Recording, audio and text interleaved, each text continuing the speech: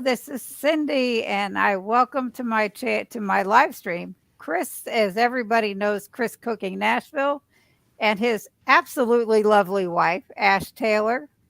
And if whoever has a problem with you calling her that, they've got an issue. How are you guys doing? We're good. How are you? I'm good, thank you. Good. I'm glad you said that whoever has a problem with him calling me lovely has an issue because I agree. I like being called lovely. I'm all for it. So, I'm telling you, I when I heard that, I was like, "What is everybody's problem?" I yes. I love the videos where you're addressing the issues, Chris, because it's like, wow, Oh you know, well, it needs to be done. I think it does. If there's anything my wife has taught me, it is that having someone who is supportive and who cares about you and does not beat you up for the things you're already not perfect at is a really important element. And especially of like the keto and carnivore Mm-hmm. communities and like this way of life, like you have to have support because this is a radical change from what the world teaches us to do, from what the mainstream says, and it's like it's a hard thing to do. And I think Yeah. the last thing we need is people who are on the edge trying to figure this out feel like they're getting beaten up by people. Oh yeah. That's right. Ash and I really don't appreciate that, and we really try to run our community as a welcome and supportive kind of place. Absolutely. I also think Right. just like if Chris and I are married and you want to call me lovely, if I'm okay with that, then don't butt in my marriage. There's not room for three, so it's like, That's right. just Absolutely. yeah, just things like that where it's like, just if I have a problem with him, I'll let him know. Don't you Yo, worry. yeah, she'll tell me. I'll tell him. Don't She'll you tell me. worry. Yeah. No doubt. I'm going to try to keep up with the chat real quick. Yeah. And Cool. Ash, we'll get started with you telling your story about how you got to where you are now with Oh, keto, with your music, with all that. I mean, we've heard Chris's, he's been on with us. awesome. We've heard, but you know what? Hey, you're part of my story, That's so it right. kind of That's right. That's works. right. It You kind of definitely works. are. Yeah. So Evelyn's here. She said, so exciting. Can't wait. Hi, Yeah. Evelyn. Sarah from Sarah's Joyful Journey. Good Hello. evening. Lynn, of course. Hi, Cindy, Ash, and Chris. This will be fun. Yes, it will. Yeah. Twinbrook Acres. Hey, Sana. I'm sorry, and I should have said it right off the bat. Sana cannot be here today. She had to work. Mm. She is so sorry, but some things couldn't be helped for her. And trust me, she's not happy about it. Aw. Charlie, Darth Carnivore says, good evening, wonderful people. Addicted to Antlers says, hello. Hello. Hello. This is Joe, Rick196. Hi, folks. This is Donna saying hello. Brenda Foley saying hello. Lisa Ortega. Hi, Cindy. Hi, Lisa. And then you could tell Lisa saying hi, Chris and Ash. Hello. This is Jerry. Hello, everyone. Excited for tonight's Cindy's chat. Hi, guys. I'm home. This is my sister. You guys will get to meet her at KPL. All right. Awesome. Yeah. Hi, Cindy, Ashley, Chris. This is Karen, Loaf's Carb Spin. I don't know if you guys have watched any of their videos. Her and her sister Therese. They do a lot of cooking videos. Yeah, We're gonna check them out. it sounds familiar. I think I have. I Yeah. think I've forgotten, but yeah, I'm pretty sure I have in the past. Yeah. Yeah, I've got to check Yep, that and out. they will also be at KPL. Very cool. Sweet. Jeff Foltz says hello. Holly Springer, can you turn your mic volume down? Woo. I'll just have to be quiet. Hang on. Well, we're Is loud that enough over better? here. And Nella, hi from the Gold Coast, Australia. Oh wow. Bonita's in the house. Is that better? Holly. Good evening. Dustin's here. What's up, Dustin? What's up, Dustin? Francine says hello from Connecticut. Cool. I just leave when I'm tired of being at work. Yeah. Feel that. Uh-huh. Missing Sana tonight.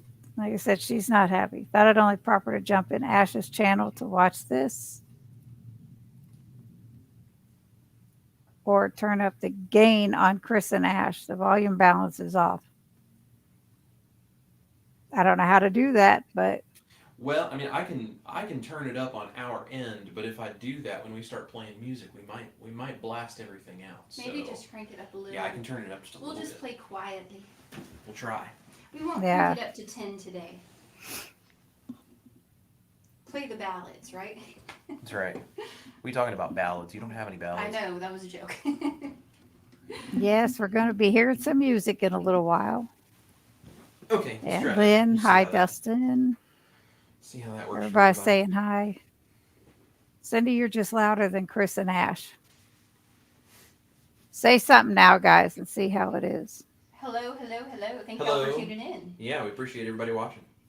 Is that better, everyone? I can't turn them up. They can't. We all think that Cindy runs the universe. Cindy I runs the guess. I She stream. guess. fixes I'm supposed to everything. do it. Yeah, she fixes everything. We're going to hear some music from Ash. Yeah. I'll tell you what, I've heard Chris sing too, and he's got a really good voice also. He's amazing. He's a great musician. Super great musician. I'm loud compared to Chris and Ash. I'm sorry. It's all good. We're moving it a little bit closer too, see if that helps. Okay, But Dustin said turn it up to 11. Yeah. we can do that. Maybe I'll sort it through your wherever you're listening from, but heck, we can do that. That's right. Yeah. Debbie said they're Okay. way quieter. It's gotten a little better now. Okay. Okay. Do you Maybe want to when try they lifting it start, up on it'll the sound table? better. If I turn it up anymore, move it any closer, it's gonna start to feed back. Great, I can then already we hear are it, so we're cranking it. That We'll is- talk louder. How's that? yeah. Project a little Francine bit more. said it is what it is. Oh, she that's my attitude right there. It is what it That's is. right. Can't Yes, change you're it. not Yep. kidding. Rocking and rolling. So Ashley, Mhm. Ashley, what do you prefer? Oh, it's Ash. Yeah, Okay. ASH. That's my my legal name is Ash. Okay. So yeah, Ashley's very formal, but Ash is what my friends call me, and we're friends, Cindy. So you just call me Ash. All right. Karen from Low Carb Spin says, Cindy, guess you'll just have to use your inside voice. That's right. I guess so, right? That's like quiet and no talking. Yeah. Better at carnivore, 13 weeks less pain, no oxalates. That's good, Donna. Heck yeah, Donna. That's Keto awesome. Mama, let's go. All right, so Ash, Mhm. tell us about you. We all know about your music and about you and Chris getting together, and tell us about you. Well, uh, as a person, I love my dog.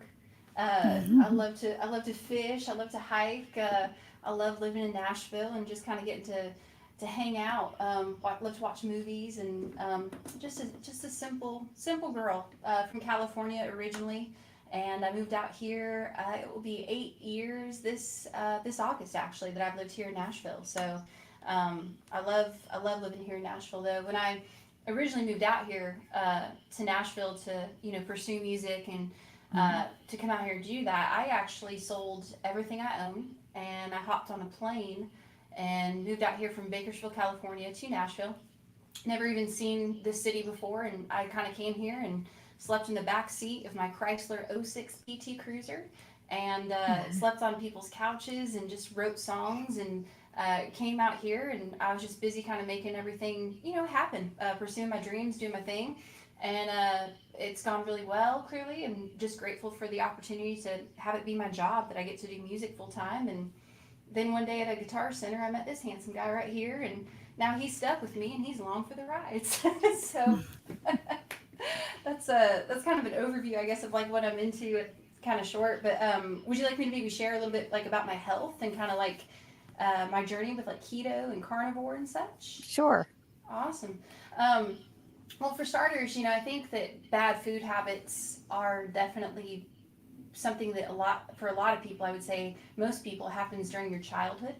So I was no exception. Growing up, I was not taught that food was fuel for your body and that you put this in your body and this is what fuels you to get to do things. I was kind of taught that food was like a reward. Like if you behave, you can have some ice cream. If you do this thing, I'll give you this. And so I think growing up, I just kind of had a very, messed up kind of idea on what food actually was. And also not a very good idea on what was healthy. Growing up in California, I'm from like the farm part of California where it's a lot of agriculture. And so I was eating a lot of fruits and a lot of vegetables. Bakersfield, California, my hometown, is like the biggest producer of almonds in the United States of America. So there's a little fun fact. But just a lot of veggies and a lot of fruits and a lot of high oxalate foods. And of course, being vegan and, tanning. And, you think of the typical life in California. It's kind of what I kind of grew up with. So I ate a lot of veggies and a lot of different things, and I thought, oh, well, this will be healthy. And I'd always been super slender. I'm a very tall girl, in case you can't tell. I'm 5'11", so Wow. I've always been just a super tall girl, but I've always just been super skinny. And then, in my kind of early to mid 20s, I started doing more touring. I was out on the road every single weekend, which meant most of my meals, if not all, were coming through drive-through. Of course, when you're doing that, you don't really have a lot of money, especially when you're just starting out. So it was like McDonald's dollar menu and that kind of a thing. I also started to drink alcohol pretty much on the daily basis. Not like I was getting drunk or anything like that, but I was super, super stressed out all the time.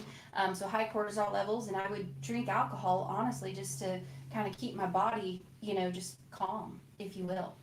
And so I just was doing a lot of very unhealthy things, and that mixed with stress and everything, it just kind of all started to add up. And so within the course of, I went from basically being my ideal body weight for my height to within the course of 3 years with all of this toppled on stress, bad diet, going through a drive-through, drinking alcohol every day to kind of numb your problems. I was having energy drinks during the day to keep my energy up and just going, going, going. I gained well over 100 pounds in the course of 3 years. And so I just was living such an unhealthy life. I had a blood clot, just to give you an idea, form in my leg at the age of 26 years old. Wow. Yeah. And so I was like, honestly just struggling, and I don't really think that I maybe knew. I also think, looking back now that, they say hindsight's 2020, and you get a little bit clearer as you go on. I noticed that I was very like clearly like my hormones were not where they should be as a woman. I feel like I had a lot of brain fog, a lot of fatigue. I was just so inflamed, and I didn't know any better. And when I would feel bad about having fast food or any of this stuff, I'd go home and I'd eat a big salad with a bunch of veggies, and it's like, well, that has to be good, right? And it just kind of kept becoming an issue and getting worse and worse and worse. So at this point, Chris and I were, I guess we were dating. Just got engaged, actually. Now that I think we just got engaged. I had quit I had kept a day job on top of touring and doing music full time. And that job was just super, super stressful. And so when I quit that job, I remember in my first 2 weeks, just to give you an idea about the state of my body and where it was, I quit the job, and within the first 2 weeks, I ate everything that I wanted. I mean, I had ice cream, I had everything. And just leaving that job alone, eating what I want, I lost 25 pounds in 2 weeks. Wow. Yeah.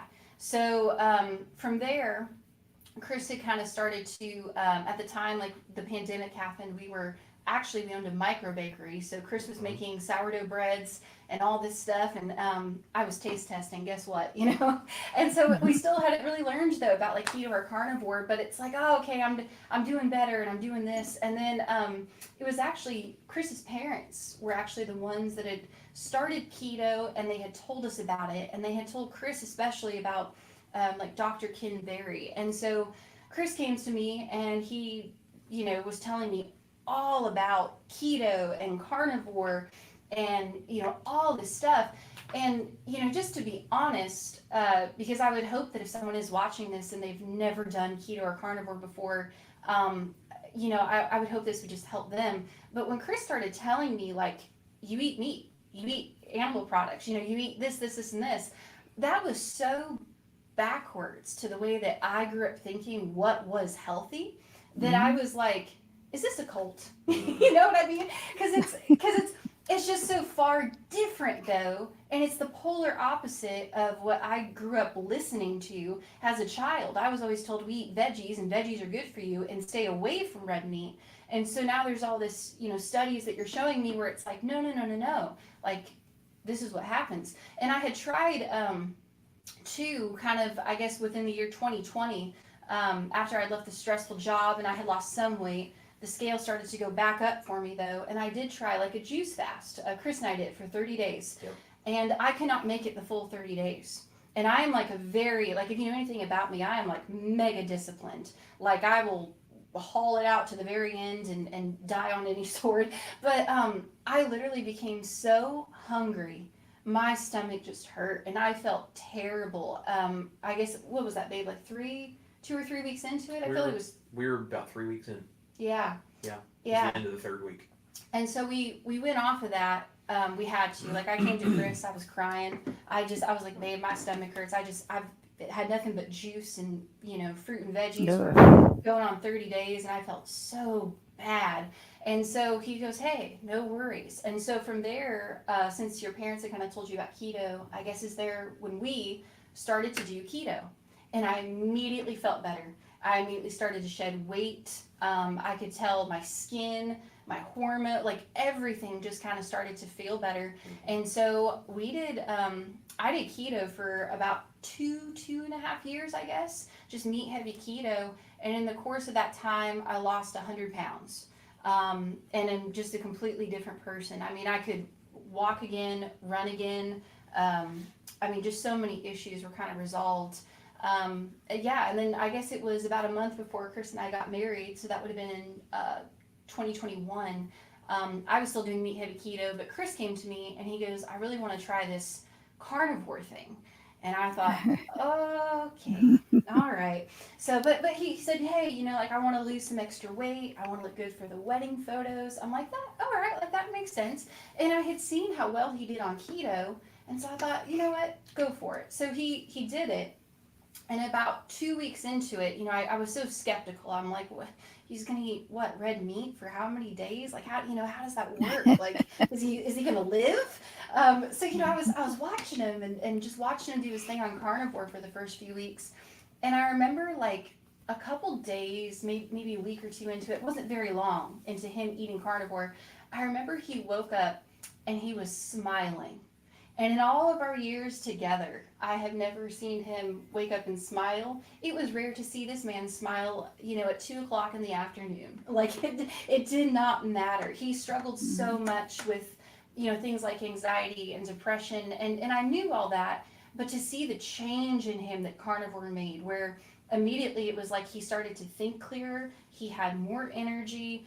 I mean, he was just a different person. And so to me, that honestly made me just want to be like, let's go further into this clean meat heavy keto, because I could really see the difference in him. And I was like, you know what, I'm sold, because it doesn't matter what I was taught. I think the proof is I followed this, plant-based diet for, however long, my whole life for the most part.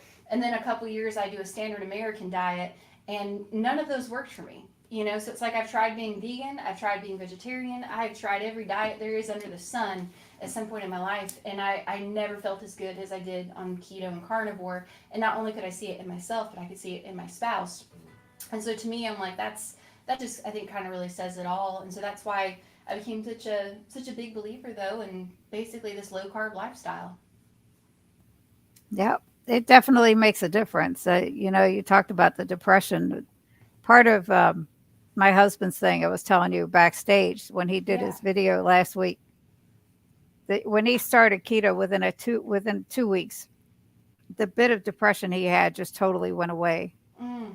with keto. He had been sitting out. It's on his story, but it's such a real thing, and it's amazing how It changing the way you eat Yes. changes so much about a person. It really does. I will say one thing too that for me at least has really helped is I used to look at other people and how they would react to something. And I feel kind of bad now because I see the way other people react to things.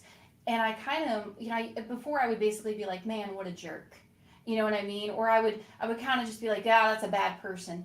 And now I like stop and I realize, and especially when I look at them and I can tell metabolically, they are so unhealthy. It honestly now just breaks my heart because I feel like Yeah. you can kind of walk down the street in the United States of America and you see so many people that are overweight, brain fogged, fatigued, they're, depressed, they have anxiety, and it's everything from small children all the way up to, seniors. Yeah. It's just so sad and so heartbreaking. So I think having my own mind cleared out and especially seeing the difference that it made in Chris is something I'm super grateful for. But I think it's really helped me to understand maybe what others are going through and how to kind of view people with that light in everyday Yeah. life. When someone cuts you off during traffic or whatever, I think I've become a lot more calmer and a lot, a lot more just understanding, of what they are. So I have my moments with that kind of stuff. yeah, well, I'm not perfect. Trust me, I'm not perfect. But So, real quick, Lynn says she's 3 years carnivore this month with many wins. woo, yeah. It's amazing. Matt is here saying hi. What's up, Matt? Sarah's also from California. Oh, what part? Candace says, speak a little louder. I think we're good now. No, but that's been a while ago. Okay. My wife's from California. He's from Indiana. Simple. I posted our channels in here. This is Arden, goes by Uncle Big Guy. Awesome. And yes, thank you, TB. Hit the thumbs button. Mm-hmm. Just see if there's any questions. We are what we eat, that's for sure. Confused chocolate strawberry. I like that name. Yeah. That's awesome. That's the truth, in my opinion. Told I would drop by and listen to the interview and have a wonderful weekend out, my friend and great lady of incredible music. I love that name. That's great. That's awesome. Ended up not going to MK. I hope I woke up not feeling really good, so I stayed home Mm. talking to Dustin. There's Randy, right? Randy, Rankin Cook. Yeah. What's up, Randy? And Eva and And Riley. Eva and Riley. I'm sure they're Hello. watching. Yeah. There's Jujubee. Hey, friends. Hello. And then everybody just saying hi. There's Janelle. Glad I made it. Better late than never. That's right. Yeah. Mm-hmm. And Sarah said, I think keto carnivore is keeping my depression and anxiety at bay, even though I've been in constant pain for 6 weeks now to a work related injury. Yeah, Mm. Sarah, I hope you get some relief soon and get some answers and what they I'm can sorry to hear do. that. It's no She's fun. from San Diego. Oh, awesome. Well, hello there, neighbor. I am Jazzy Jude, San Diego. Awesome. Dave S. from the central coast of California. Heck yeah. A lot of Californians. Hey, we're a big, proud state, That's right. Yeah. From Tustin, California. Okay. Moved to Brownsburg, Indiana. Was the only brown person there for a while. Melissa is near Fresno. Okay, so I'm from Bakersfield, so Fresno is actually really close. That's awesome. DJ, sorry if I messed this up. Magic Man. Wish I'd found carnivore 30 years ago. Same. Really enjoy listening to some of the music Ash has been posting. Your announcement of the tour upcoming is good news. Yep. Yeah, Yes. it is. Thank you. We're very excited about that. Mm-hmm. Yes. Here's a question. Ash, have you experienced weight loss stall? Oh yeah, yeah. I lost a lot of weight. Like I said, so when I first started doing meat heavy keto, I lost some when I quit my stressful job, and then I tried the juice fast for 30 days, which I did lose about, I think it was about 28, 30 pounds during that time as well. So I did lose weight, but I felt terrible. And then from there, doing meat heavy keto, I lost another like 100 or so. But then for probably about a good 6 to 8 months, fairly recently, I actually did experience a weight stall. But I would like to say, so I wasn't losing weight. The number on the scale remained the same. But I also, in that 6 to 8 month period, I did go down a pant size. I started noticing things like my wedding ring got really, really big. Like I had to basically get it like resized. So it's almost like my body was kind of like healing and doing its thing. And then I switched to a different medication for something, which then caused me to gain a little bit of weight. And Chris and I had always talked about it, but we kind of sat down and I was like, can I do carnivore for 30 days? Because I had never tried it. I've always just done meat heavy keto, and he did carnivore, but I saw how good it was for him. And I'm like, I've stalled. I'm not moving forward. And I was frustrated, clearly, especially because I felt like I lost so much weight so quickly over the course of a couple of years. So I'm like, let's do it. So then I did carnivore for 30 days, and I felt amazing. That was really good. But that kind of, I think, jump kicked my body. So I did it for 30 days, and I lost 10 pounds during that 30-day period. And now I pretty much try to stay mainly carnivore. Sometimes I do like a little keto or ketovore. I have a little things. I float. I'm always somewhere on that low carb, proper human diet spectrum. It just depends though. But yeah, but even since then, I'm back to losing. Like this past week, I lost another 2 pounds. So I feel like now it's not coming off as quickly, but it is still now coming off. So I think carnivore just kind of helped jumpstart my body to where now we're kind of back slowly losing weight. And That's it's, good. it's it's been great. Yeah. It's more of how you're feeling Yeah. than what's on the scale. Well, If you feel good, yes. that's like so important, you Yeah. know? Well, and that's the thing too. Like, I'm actually kind of grateful, like looking back, that we did do something like a juice fast, or that like I grew up eating a lot of fruits and veggies, and not eating red meat and stuff like that, because I always felt brain fog. I always felt terrible. I had aches and pains and all kinds of different things, even as a kid and as a young adult. And so I think now doing, keto and then carnivore, the way that I feel, like the energy that I have, the mental clarity, just all those different things, it's so different that it's just such a night and day difference that I'm able to look at it now and go, I really do think that the proper human diet is what works, and it makes sense. And I love the fact that, like, I don't have to buy products. I see a lot of like my vegan or gluten-free friends spending a lot of money on products, and I'm like, yeah, no, we don't have to do that in my house. So it's good. But you're so right, just how you feel is so important. And I will say too, Cindy, a huge thing for me too, which I didn't really realize, is and I've come to find out through like the process of elimination, it's really getting rid of alcohol for me. I think that was the best thing that I ever did. I never was like a big drinker, but when I got rid of alcohol, I went 2 years and I was sober the whole time. I didn't have a sip. And one day we were having like a special celebration, and I literally had, I lie to you not, a sip of champagne. Like when I say a sip, a sip. And the next day, I was super anxious. I was super depressed. I could not like make my mind up to make a decision. I felt like Wow. I was like tripping over words. I told Chris, I was like, he was at work, and I called him. I'm like, I literally had a sip of champagne and I just want to go curl into a ball, and I don't want to get up today. Like I can't think, I can't do anything. And then I realized, I'm like, I had a sip of champagne. And so it's just things like that where I'm like, I was drinking that. Not mind you all the carbs and all the other stuff that I was eating in a day, but I'm like, I was having a drink or two a day, and I'm like, that's what it was doing to me the whole time, and didn't realize it. So I'm a rarity. I'm a musician that does not drink. So Hey, but nothing wrong yeah, with that. such a big difference. I feel my best not doing it. Smooth Will says, Chris, what's up? What's up, Smooth Will? They're not used to Chris being so quiet here.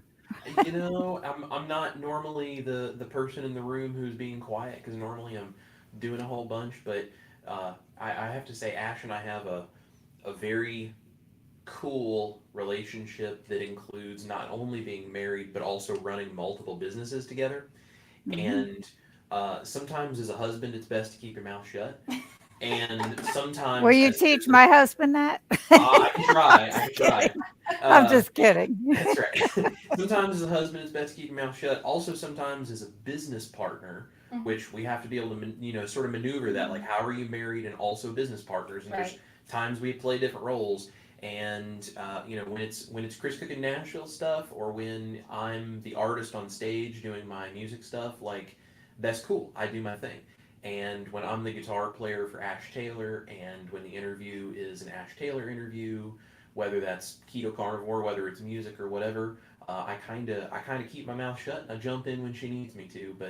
But for the most part, it's a smart business partner move and a smart husband move sometimes, just to keep your mouth shut. Yeah, I will say that's something I admire about Chris and I's relationship though is we've just been through so much together in our years of being together and then also married and I mean we've literally suffered death. We've lost our homes, our jobs. I mean, we went through the pandemic together. We've lost everything and then had to rebuild it together. So I think we have a relationship that is literally best friends that is very built on respect, which I appreciate. But that's the thing. Like I'm always behind the camera and I study and try to figure out cool camera shots, but like I help Chris film all of his recipe videos and I do the taste test and I help him with his social media. And so I've always been very like involved in Chris Cooking Nashville stuff and am super happy and honored to get to be a part of that. Um, and that's why like Cindy, we appreciate you having both of us on though. Because to be honest, like I just feel like I'm a musician and I don't feel very like I'm more than happy to talk to anyone and just share my story of keto and carnivore if I think it would help anybody. But I'm like I don't make carnivore mashed potatoes. Like I don't cook. You don't want me to cook for you. Like you Listen, really you don't. you got the best of both worlds there. You get to I eat do. his Yeah. recipes. Well, that's the cool thing. But I love that I'm able to help Chris with whatever it is he's doing. And then on the flip side though, it's like or even when I do like a live stream when Chris does his Tuesday night lives, where we're cooking dinner. Like I always appreciate people tuning in and being like, "Hey, I love your song," or "I love this," and that truthfully means so much to me that I can't even put into words. But Right. I told Chris, I said I try not to really like react to those comments or get too much into it because I'm like, I want it to be about you and what you're doing because what you are doing matters. But if it's an Ash Taylor show or, if it's something else, then Chris is really good about supporting me and having my back and, yeah, put your head down. keep your Keep your head mouth down. shut. Keep your head Yeah. down. Play the guitar parts and don't speak. But no, it's interesting though. A lot of people are like, "What's it like to like do all that with your spouse?" And it's like, well, I mean, we don't kill each other, but it's a Hmm. lot of like, just I help you and you help me, and we work together and we figure it out, and we try to lift the other up instead of fighting for the spotlight. Yeah. So that's why I loved when you were like, "Hey, would you like to come on?" And I'm like, "That would be fun," and you're like, "You can bring Chris." I'm like, "Yeah." So that way, if you have a technical question though, I can go, "Babe, answer that." What you know. There you go. Yeah, I always tell But them I like, have to say, as a spectator of the two of you, you just work so well together and oh, you well, thank you. complement each other so well that it's just fantastic to watch you both. Oh, well, thank It's you so great. much. I appreciate that. I hope that's a good example of marriage for people. And, we are nowhere near ready to have children, but if we ever do one day, just kind of setting that example of, Hmm. this is what it's supposed to be like. And, not to preach, but I mean, Chris and I are believers, we're Christians. And so we just try our best to treat each other with kindness and respect and to model a godly marriage and relationship like we believe Mhm. how it's supposed to be. Yep. Um, Right. so if he's on my nerves, though, I tell him. I tell him. And if I get on his nerves, which is honestly more likely, he tells me. It's communication. It's communication. So, The It best. is. It's important. yeah. The Joanne best. is here from Mesa, Arizona. Hello. DJ Magic Man from the DC metro area. Sweet. Jujubee says, Chris, I have a recipe for chocolate truffle, mainly just chocolate and heavy whipping cream. Should that Mm. still work using Lily's chocolate chips? Will that still make a ganache? Good question. Yes, that should work absolutely fine. I have. Was that?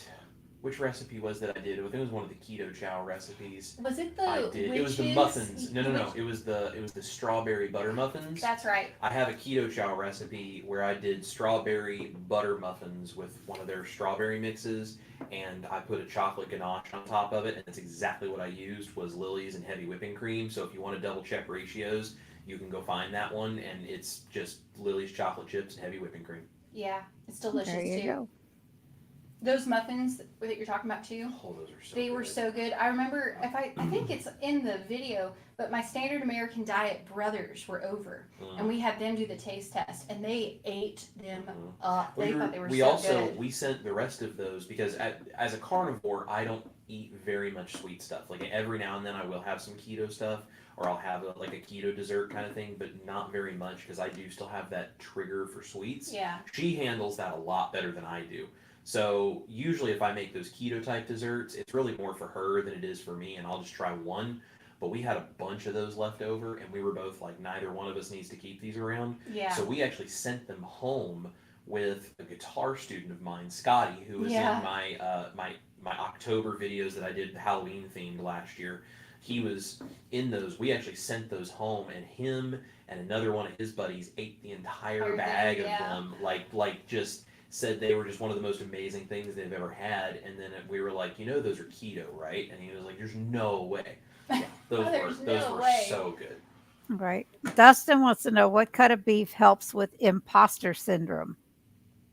What cut of beef helps with imposter syndrome? Well, I would think what you're probably asking is how do I get a cut of beef that makes me look like I'm a fantastic chef that is very forgiving even if you're not sure. So anything fatty, because the difficult cuts of beef to cook are the ones that are working muscles that are really heavy. So truthfully, if you want to make something that's a cut of beef that makes you look like an incredible chef with minimal amounts of effort, get yourself a beef tenderloin. Mm. Do a tenderloin. Do like the filet mignon. Cut the chateaubriand out of the middle. Cut that into steaks and do something with those because as long as you just don't overcook them, it is real tough to mess those up just because they're so tender and they're so tasty. I gotta say, watching you debone that chicken the other day when I watched it, Oh that yeah. was like he's performing surgery on this chicken. You know what, Cindy? I got to tell you though, that chicken was the best chicken.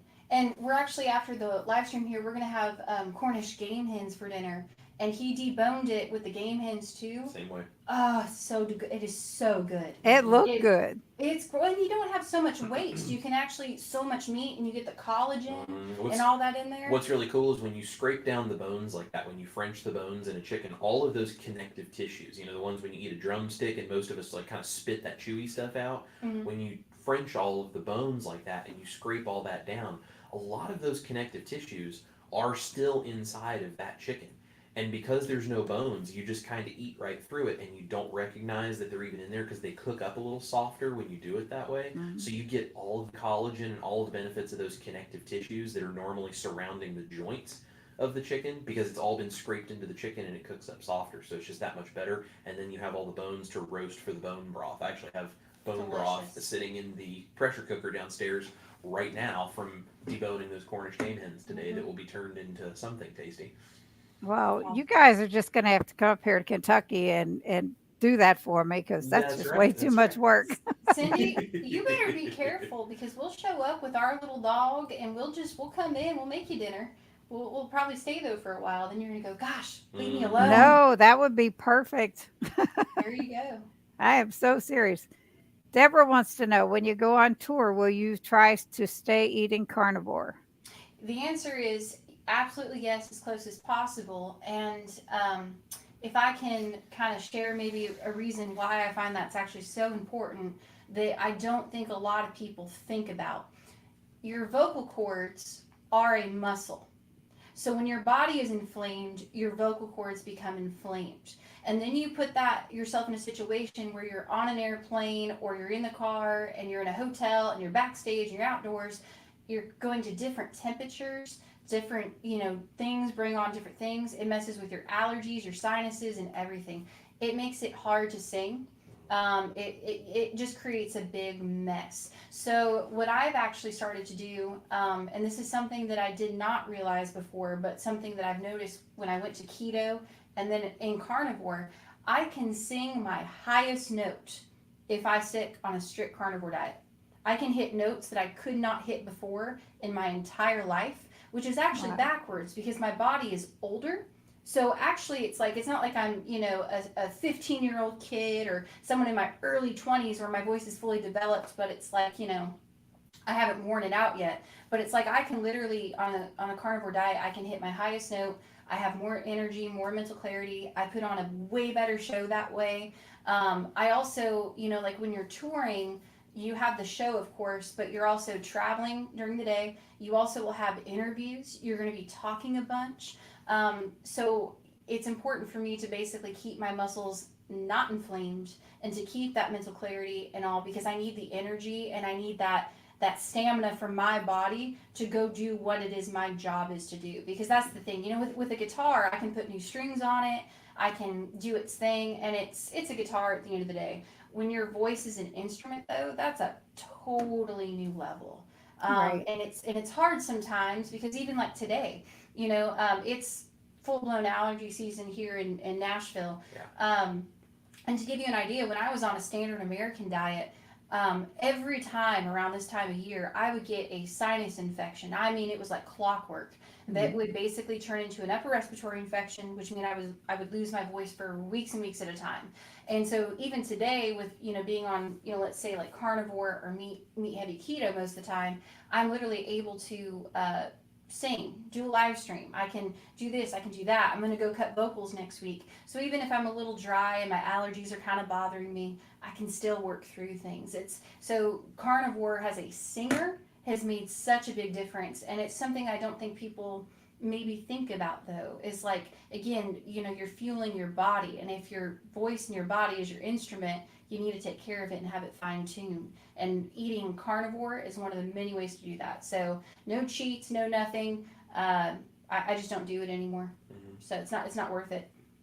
I mean, no matter where you go, you can find meat just Oh about yeah. anywhere. Well, and So Chris makes that's things like beef jerky sticks and deviled eggs, and so we bring some of it with us. But yeah, I'll always just meat, meat, meat, meat. right. Dave S. St. Louis Obispo area here. Mm, I know where that's at. Hello, friend.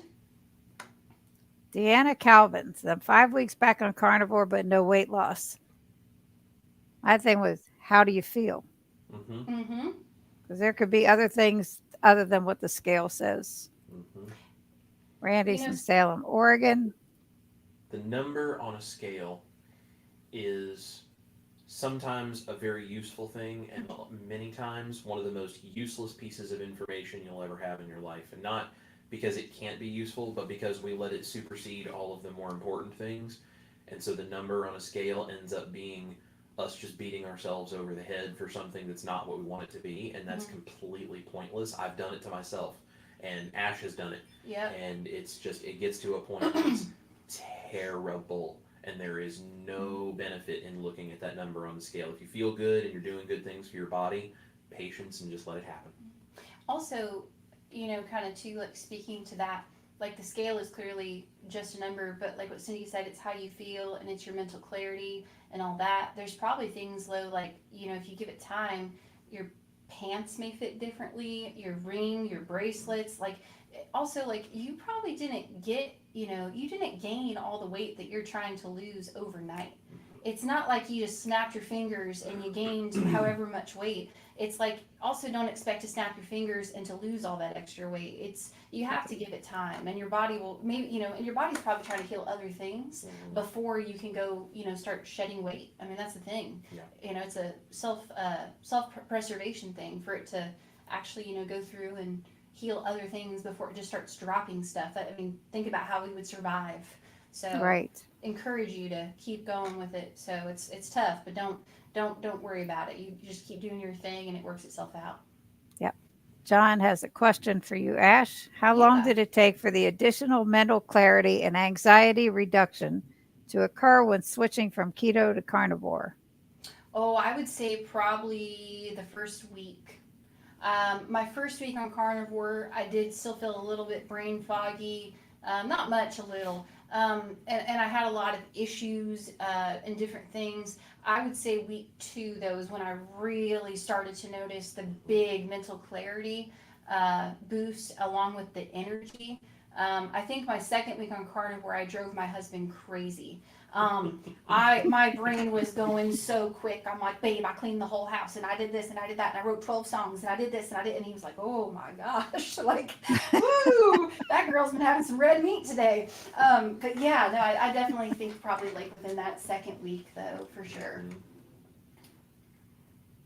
So Deanna, who commented about the carnivore for 5 weeks and no weight loss, I think I'm going to have to cut out dairy maybe to get weight loss going. Yeah. Yeah, maybe. I mean, I've done no dairy, and I've done heavy dairy, and I've done somewhere in between. I've lost weight on all three.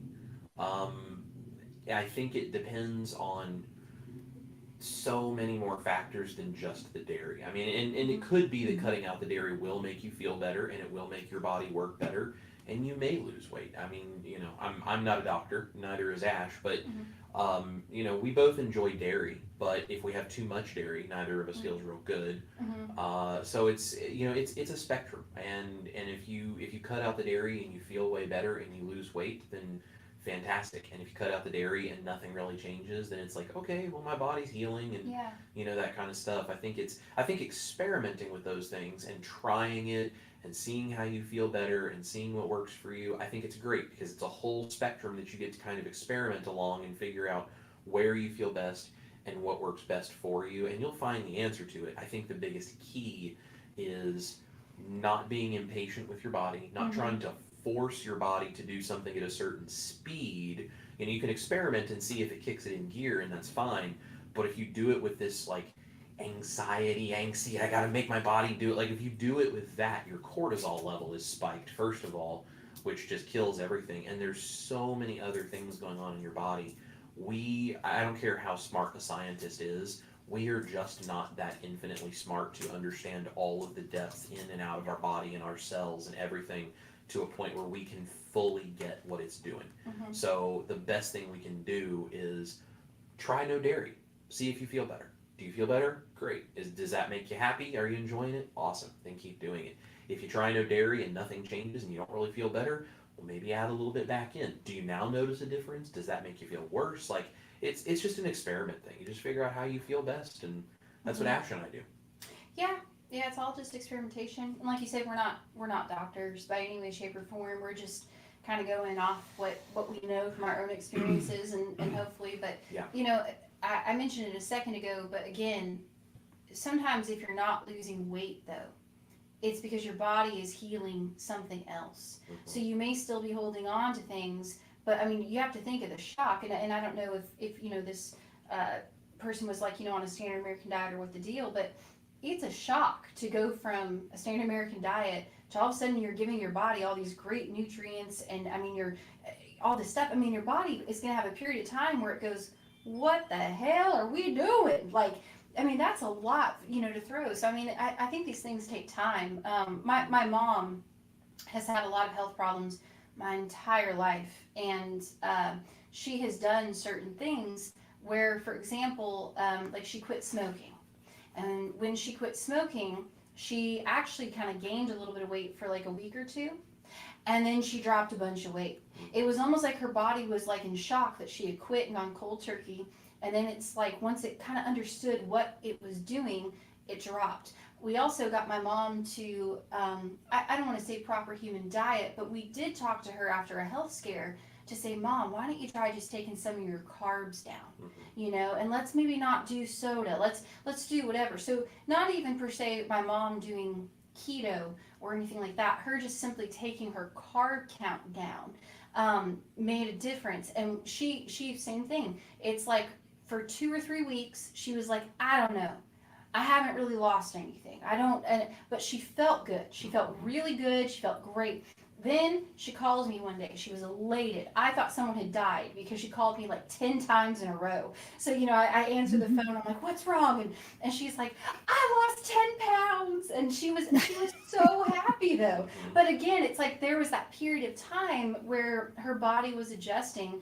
And it's almost like when it knew it was doing its thing, it was like, oh, okay, well, we don't need any of this. Let's drop. And then that's when she would start to lose weight. So I'm just saying, I've seen it happen not only with Chris and I, but people like my mom, and we're not doctors, maybe that won't work for you, but just stay encouraged. Maybe stick with what you're doing for a couple more weeks, and if you don't notice a difference, try taking out dairy, try doing whatever, but also don't stress yourself out if you're not losing weight. Like I said, it will take time. It take time, and you don't know what's going on the inside to figure that out. So Yeah.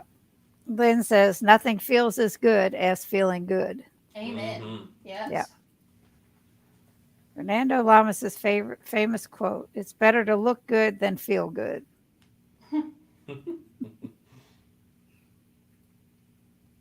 I think I'd rather feel good. Same Yeah. here. I've Same. never experienced the looking good, so all I got's the feeling good. Stop. Stop. Sherry says she's late and says hi. Hello. And here's a question for Chris. Have you tried making English muffins with your bread recipe so that you can make a sausage, egg, and cheese McMuffin or steak, bacon, egg, and cheese? I have not tried English muffins with that bread recipe. That bread recipe is very fluffy, so it would not give you the density of an English muffin. Carnivore English muffins are a bit of a point of contention for me. Ash knows this. I have stood and argued with my stove more than once trying to figure out how to make English muffins because I made a version one time and they were very close to where I wanted them, and I tweaked what I thought I did just slightly, and it was completely off base and did not work at all. And I have never been able to figure out what I did that first time since.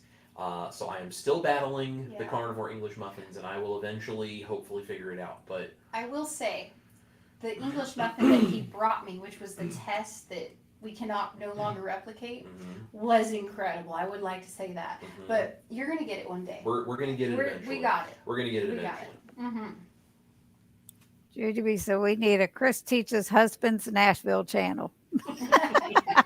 Maybe you can start another YouTube channel. Well, if any of them are like me, they're not going to listen very well. So They're ain't gonna subscribe or tune in. They're like, nope, we're good.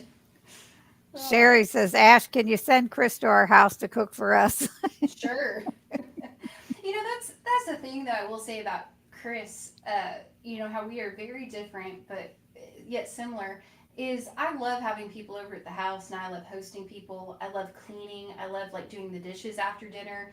I'm all for that. But Chris, the way that he says "I love you" to somebody is by cooking for them, and he has done that since the day that I met him. And I remember when we first met, we had not known each other but a few weeks. I had gotten really sick. I went to Mexico on a vacation, and I had some ice cubes. So basically, I drank the water. So I was super sick, and I was at home. And I remember he said, "Can I get you anything?"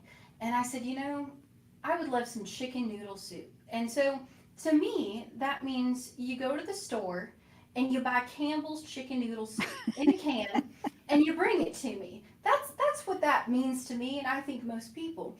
He shows up a couple hours later at my front door, and he had this huge container of this homemade chicken noodle soup. And I looked at him and I said, "You could have just gotten the can." And he goes, "No, you can't eat that stuff." And he did. He poured me out just this beautiful homemade chicken noodle soup. And it's like throughout the years, every time, it's like he shows people he loves them by feeding them. That is how he works. And so that's why I think it's so great that he's found the health, success that he's had, with his own weight loss, which is just incredible. And he is such a different person than the day that I met him in so many different ways. But the thing that has stayed consistent is he just loves people and he wants to feed you. So yes, if I said, "Hey, we're going over to so-and-so's house, or they're especially going to come over here, can you make them dinner?" He would be super excited and elated, and he would love that. Mhm. So that's something I don't think you see when he's making recipes. You see he's excited about it, Mhm. but it's like, man, if y'all lived closer, he'd be having you over at least once a week for dinner. So Right. we always get our doors always open. Randy said the sign of a smart man is knowing when to hold your tongue and just listen. Yes. Yeah, no disagreement. Thank you, Karen. Lynn says it's a package deal. When I see one of you, I just expect to see the other one too. They talk about where they're from. Sweet. Jujubee says, Chris, thanks. I'll go back and watch for that video. Anytime. I love that you share your faith in Jesus. Oh, thank you. Mm-hmm. Overcooking beef is not a thing I do. People get angry with me. I'm like, you can always cook it more. You can't uncook it. Amen to that. That's it. There's nothing sadder too than a piece of beef that just got turned into shoe leather. Yes. I will say too, I grew up always eating everything well done when it came to meat. And then I remember I met Chris, and he was like, would you just try a piece of like rare or medium rare steak? And I was like, yeah, I probably won't like it. And then I took a bite and I said, for how many years have I been wasting it? So yeah, it's changed my world, man. Randy had to leave. He said, have a great rest of your Friday and an awesome weekend. Looking forward to pasta. Yes, pasta Mm-hmm. recipe tomorrow. Donna said, chuck roast in a crock pot is great too. So tender and easy. It's delicious. Mm-hmm. Mm-hmm. Ash, do you have a country gospel song you've written? You know, I have written songs that mention Jesus or lines in songs that are like about my faith. I have not written though what I would call like a country gospel song. And I think just to be honest, my reason for that is I am definitely a country artist who is a Christian. I am not a Christian country artist or anything like that. And to be honest, I've lived a lot of life, a lot of life. I've been homeless twice, not by my own accords. I've just been so many places and kind of grew up with a rough crowd. And I kind of feel like God let me go through all that though, so that I could go in to the people in that rough crowd in bars and in homeless shelters and basically tell them about Christ. So I don't really write like Christian gospel. I just write what I know, and I write my story and other people's story. And I cuss. I used to drink. I don't anymore because it's not good for me. But I'm very far from perfect. But I do believe that Jesus Christ is my Lord and Savior, and He's made a massive difference in my life. And so I get up in bars and I just talk about Him, Mm-hmm. and I do it in a way where hopefully a line in a song will go, man, what is she talking about? And hopefully they come see me after. But I try not to just play straight Christian music so that it doesn't feel like I'm preaching at someone, if that makes sense. I tell my story and just let it go from there. We love Jesus and we cuss a little. Yeah, or a lot depending on the day. So Or the person. or the person. Yeah. Francie says, bring your dog to Connecticut. Okay. I will say our puppy Melody, Mel, is such a good little traveler. She'd probably love that. Melissa says, meat really does make everything better. Mm-hmm. Mhm. Karen wants to know, do you have any special rituals before a performance? Yeah. Um, they're kind of silly, but I'll tell you what I do, and I'll do it right here on camera. Okay, so I breathe, and then I fill the diaphragm, and then I go zzz, get your placement right. Sometimes we jump up and down, kind of get like blood and energy flowing. That's really important. It's actually harder to sing or play sitting down, believe it or not. It's actually harder. Um, Stuff like that. I always try to drink lots of water, especially salty. That is my go-to. I usually, like on a way to a gig, will bring like salty packets, like put it in water and like in a cup. Bring that. So I always just try to stay hydrated. That's pretty much it. We pray in the car before we walk backstage. We do. We pray in the car. sometimes we'll pray backstage if we need to. It's one of those. There's been a couple of times it was things going the down. prayer in the car wasn't enough. We need an extra Yeah. one backstage. Yeah, but no, we kind of do things like that, but just kind of stay hydrated, kind of get your blood moving, warm stuff up. Chris and I will also do like little scales on the guitar to kind of warm our fingers up to play. That's pretty much it, though. I think too it kind of depends on like the show and like what it is. You know, they're always kind of different, if that makes sense. You play for different amount of times and different things, so. But yeah, I think it's very important though to like warm up in all those ways with prayer, staying hydrated, and kind of just getting your body rolling and moving. Yeah. So Jujubee says, Ash, quick, get on the phone with Steven Tyler. I have a very important date with him and Joe Perry in October, and we need him to hit that dream on chorus. That's awesome. Yeah. Exactly. That's so awesome. Charles, I feel like my voice has gotten deeper on carnivore. Oh, I believe that. So happy to catch this live stream. We're going to be getting to some music here. I say scales should be only used for cooking.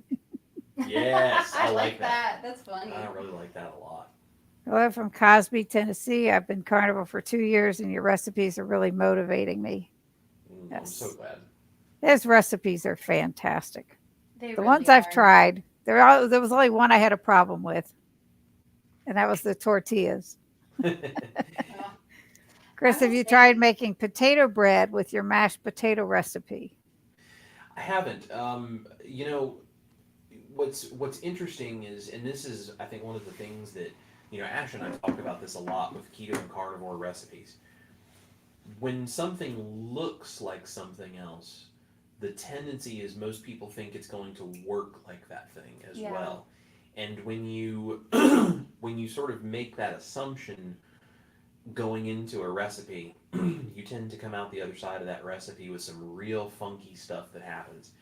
And one of those things that tends to happen a lot is just because something may look like mashed potatoes or look like the potato cubes, like the potato salad that I do, or these different kinds of things, it doesn't always work the same way. And one of the things that happens with proteins is when you continue to cook them more and more and more, they start to get harder and drier and more crumbly.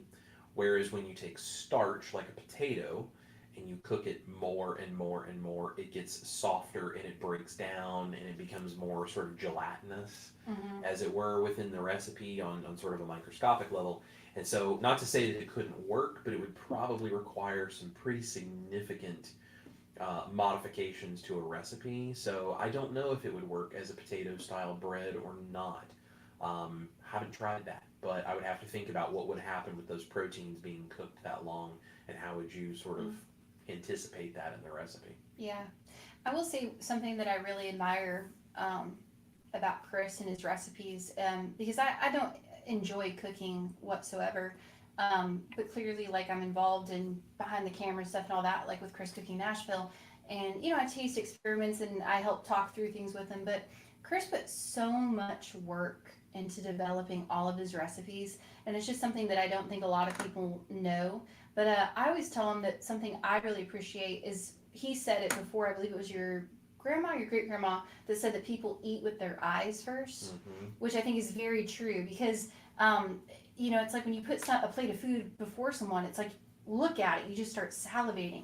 So one thing I love is not only does Chris try to get the flavor of everything as close to whatever the original is, you know, if it's bread or potatoes, he's really trying to figure out, how do I take this limited palette of ingredients and make it taste just like the real thing as much as I can. But he also really puts so much work into the overall like appearance of it. And so when people, you know, ask questions like, hey, can I do this and make potato bread? I'm like, I tell them all the time, I'm like, that's such a compliment though, because I think you've actually created bread where it looks like it tastes like it, you know, to most people, they probably wouldn't know that it isn't bread. And so that's just the thing I'm always very proud of him for. I'm like, you do such a great job with not the taste, but the visual, and it trips people's brains up. I know it trips mine up all the time. So it's like, oh, wow, yeah. that's so cool. Jujubee said, forget Red Bull, come on, red meat. That's yeah, right. for reals. That's right. for reals. Now, Jerry has a question. She Mhm. says, Ash, has the kefir helped you get better deep sleep? I don't know if the kefir has helped with sleep. When I was struggling though on I think my first couple weeks on carnivore, I was struggling hardcore. And so Weeks the 2 and 3, it really was 2 and 3 rough was for you. really bad. So yeah, so we got some kefir. Some folks on your channel had recommended it. It really helped my gut bacteria. It really helped me be able to not be in the bathroom every 3 minutes. I mean, it was helpful. I don't know if when I was on it, I haven't taken it in a while because I don't feel like I need to anymore. When I was on it, I haven't really noticed it helping with sleep. I will say, oh, go ahead. I'm going to answer this question with her deep sleep thing because, as the person who's sleeping in bed next to her, That's fair. she doesn't have any trouble with deep sleep. I don't. She is not a person that struggles with sleep. She Mhm. can lay there and be like, "This is a really cool thing on Instagram. You should look at." Yep. And she's gone. So as much as it may help with deep sleep, but I she probably is didn't not. need it. She is Yeah. not a person to ask to get a Yeah. good accurate representation of that Mhm. because she deep sleeps like that. Like that. So I will say though, one item that has really helped with a lot of things for me, especially though deep sleep and sleeping through the night, because this is kind of going back before I became a deep sleeper, mhm, is butter. yes, Butter, butter, and butter. I feel so good having at least like half a stick of butter a day. Doesn't matter. I mean, I'll just literally walk up to the fridge throughout the day. I know this may be gross to some people.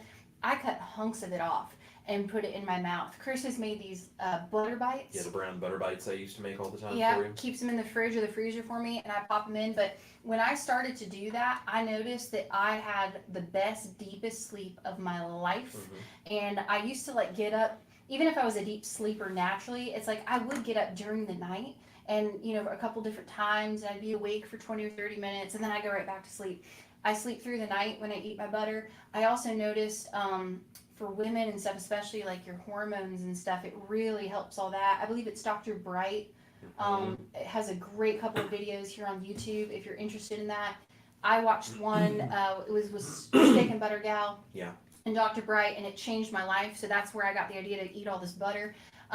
It also helps with things I've noticed, for example, like your nails and like your eyelashes and your skin. When I was on a standard American diet, I had to go literally get like eyelash extensions. So I'm not talking about you go to Walgreens and you put on fake ones, but I had lost all of my eyelashes because I think my body I was just so metabolically unhealthy. So I would literally go pay someone a lot of money to go sew eyelashes on my face. I mean, that's where it was, and I couldn't get them to grow. I couldn't get whatever. I started just like changing my diet, and I started eating butter, and my lashes are the longest they've ever been. I got rid of the extensions. My nails are harder. Just things like that. They don't break as easily. So especially for the ladies, I'm telling you, man, butter, butter, butter. You'll sleep like a baby. Your hair, skin, and nails will be great. It's just a win. To the point, Dr. Bright even said in one of the videos that I sent you, she talks about keeping like pats of butter in a bowl next to the bed. And if you are waking up in the middle of the night, you roll over and you eat a couple of tablespoons of butter, and within 5 to 10 minutes, she's back out. Oh, it's great. It also, if you're looking for like ways to get like extra fat in your diet and stuff, is wonderful. The other thing I've noticed is sometimes if I don't have enough butter, not only do I not sleep as well, but I sometimes my stomach will get a little weird and like upset.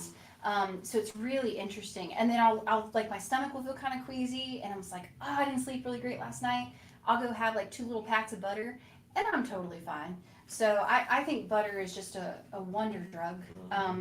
But again, super interesting because growing up, I was always told that you don't eat butter because it will clog your arteries and it will do this and it will do that. And my grandfather had open heart surgery when I was about, I guess, like 10 or 11 years old. And I remember he had to completely change the way that he was eating. And, they were trying to get him heart healthy. And he was eating whole grains. And it was like, no more butter for you. And very little salt and all this stuff. And so I always as a young adult was like, oh, I can't have real butter. It will clog my arteries. And sure enough, now I'm over here just in the fridge, just cutting off pats every day, and it's just how I feel my Yep. best. Sherry says, I felt incredible the times I did beef, butter, bacon, and eggs, but I love keto chow. Mm-hmm. I'm Yeah, guilty. I'm I love. guilty.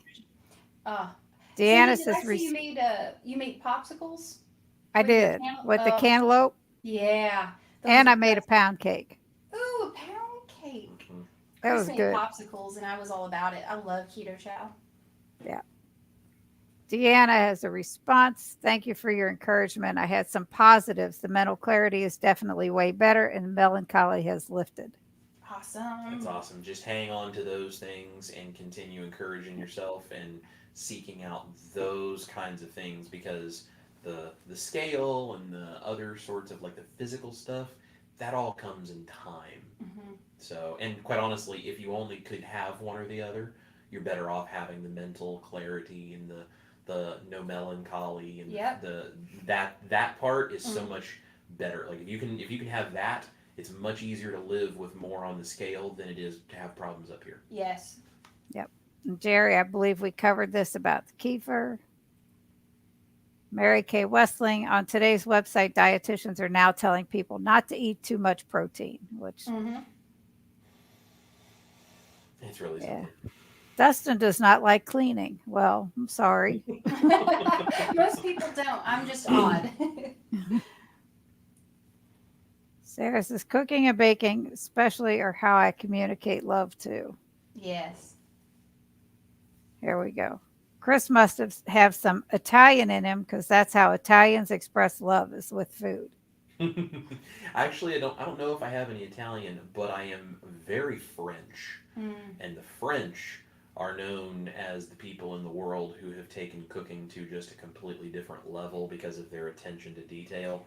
And I think that if you watch that video that I did on deboning the chicken with the Typher air fryer dome that just came out, I mentioned Alex French Guy Cooking, and one of my favorite videos of his, he's actually trying to figure out how to do a better version of a beef bourguignon, and he is talking about this. He's recording this. He's out in front of the building where the flat was where his grandmother used to live, Wow. and he's talking about being a kid going over to his grandma's house and her making him beef bourguignon, and him and like his cousins all sitting there, her making this whatever, and he gets like a little kind of teary eyed, and he's kind of sitting there on his bike that he rides all over Paris and talking about this, and you can tell that like this is kind of the way food is love Yeah. in his experience as well. So I think it's probably the French side in me that Yeah. is so focused on high quality food and using it as a way to express love. So Jujubee says my Eastern European ethnicity feeds people to show love too. Russian, Ukrainian, Czech Republic. Yeah, Yeah. yeah, it's a big deal around the world. She also says if you want your steak well done, order the chicken. Yes, That's probably true. absolutely. Deborah, I have ribeye dry brining. Anxious to give it a try tomorrow. Yeah, that's what I'm Yum. talking about. Those dry brine steaks are so good. They're delicious. Dave says I have grass-fed hamburger patties on my grill calling my name here soon. Mm, Ooh, yummy. mm. My sister Deb says, "Do you have you had performance anxiety, and if so, how do you get over it?" Oh She yeah. has she plays the violin. Oh, that's awesome. She's in still I believe she's still taking lessons, but she does really good. But That's even if I'm awesome. visiting her, she gets really nervous to even practice in front of me. Well, I actually think everyone, if they're being honest, has performance anxiety. I will say I had it a lot when I was really new to like performing in front of people, and I think that's just very very common. Um, I feel like anything else, though, you also have, and I will say carnivore and keto has really helped us with this.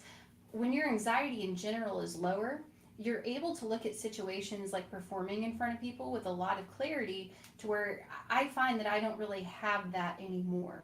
Especially if I'm performing in front of people all the time, it's very, very rare that I get nervous.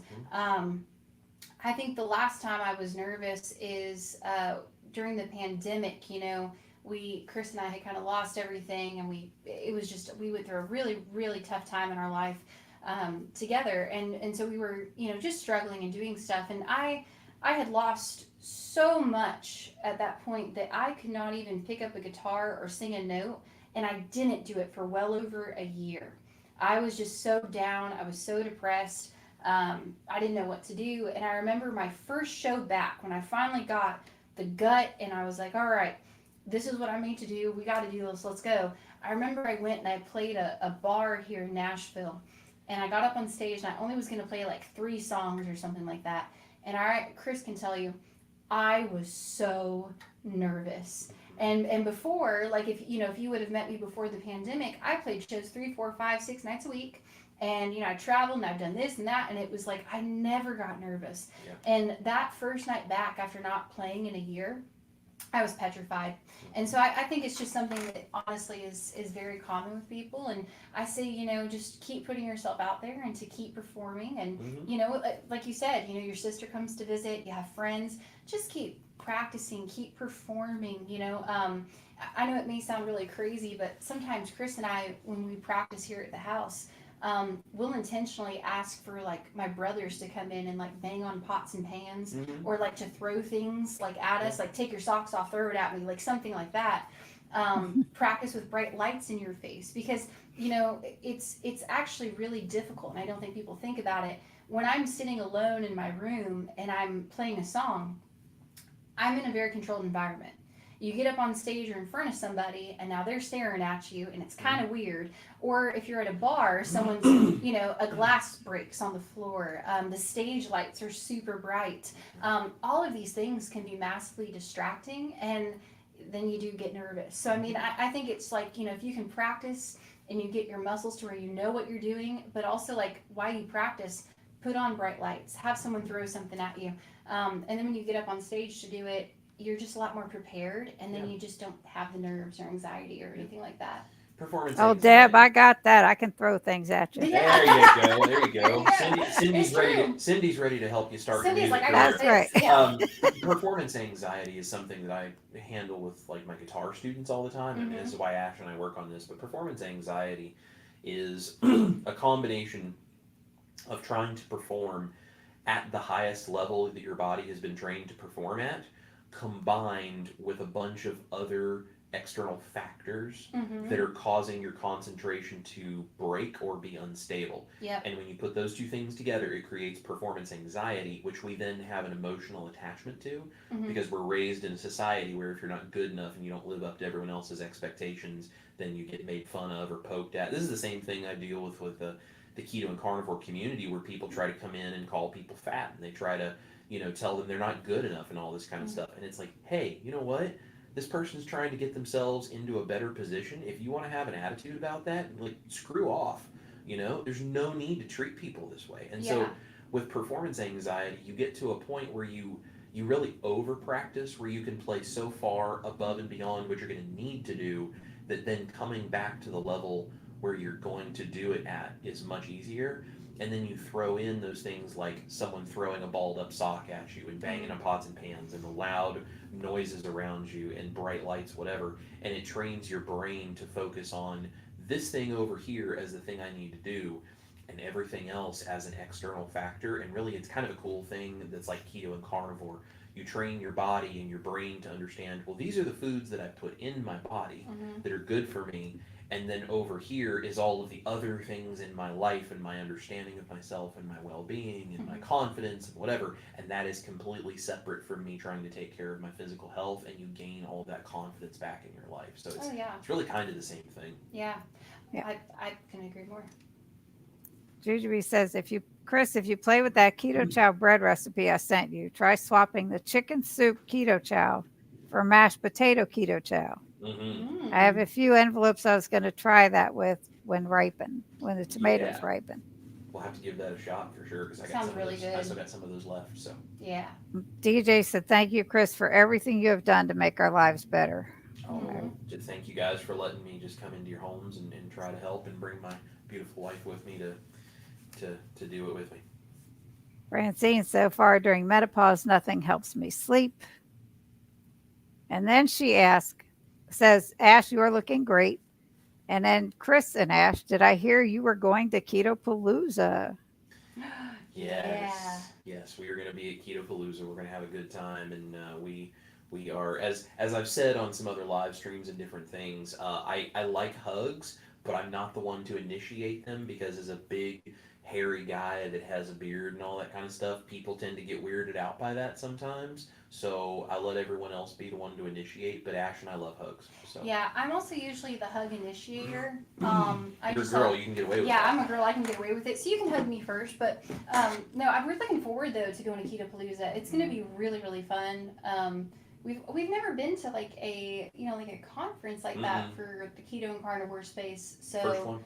we're looking forward to it. Yeah. So yeah, This is the best one to go to, too.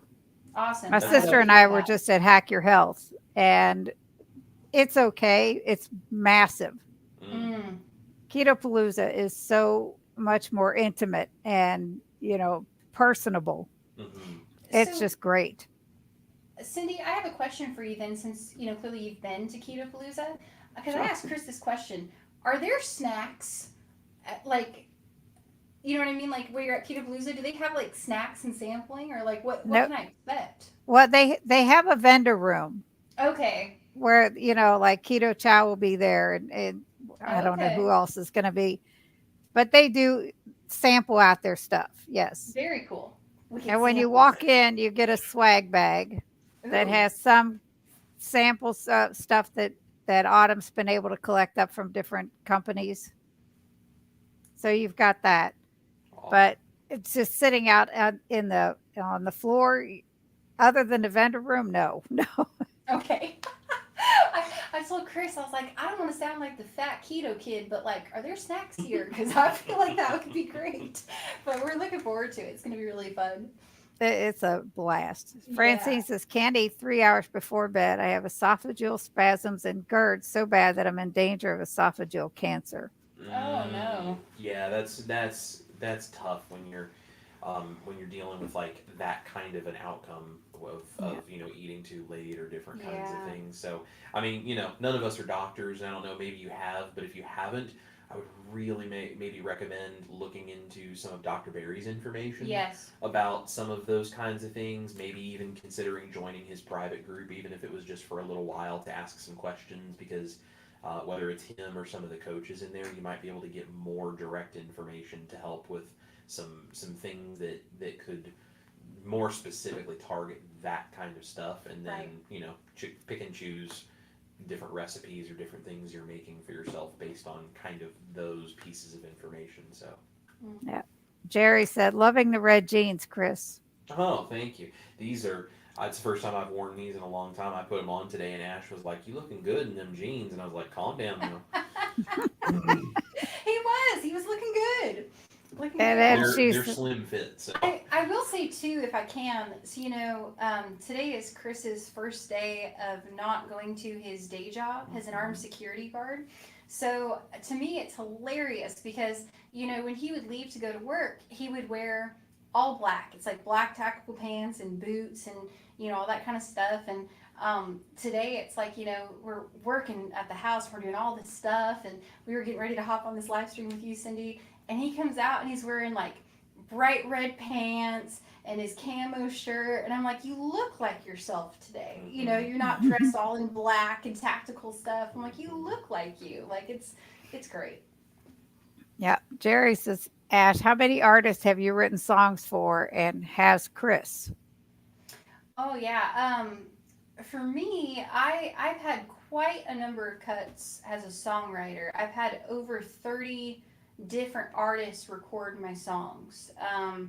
I've written a lot of songs for a lot of different people.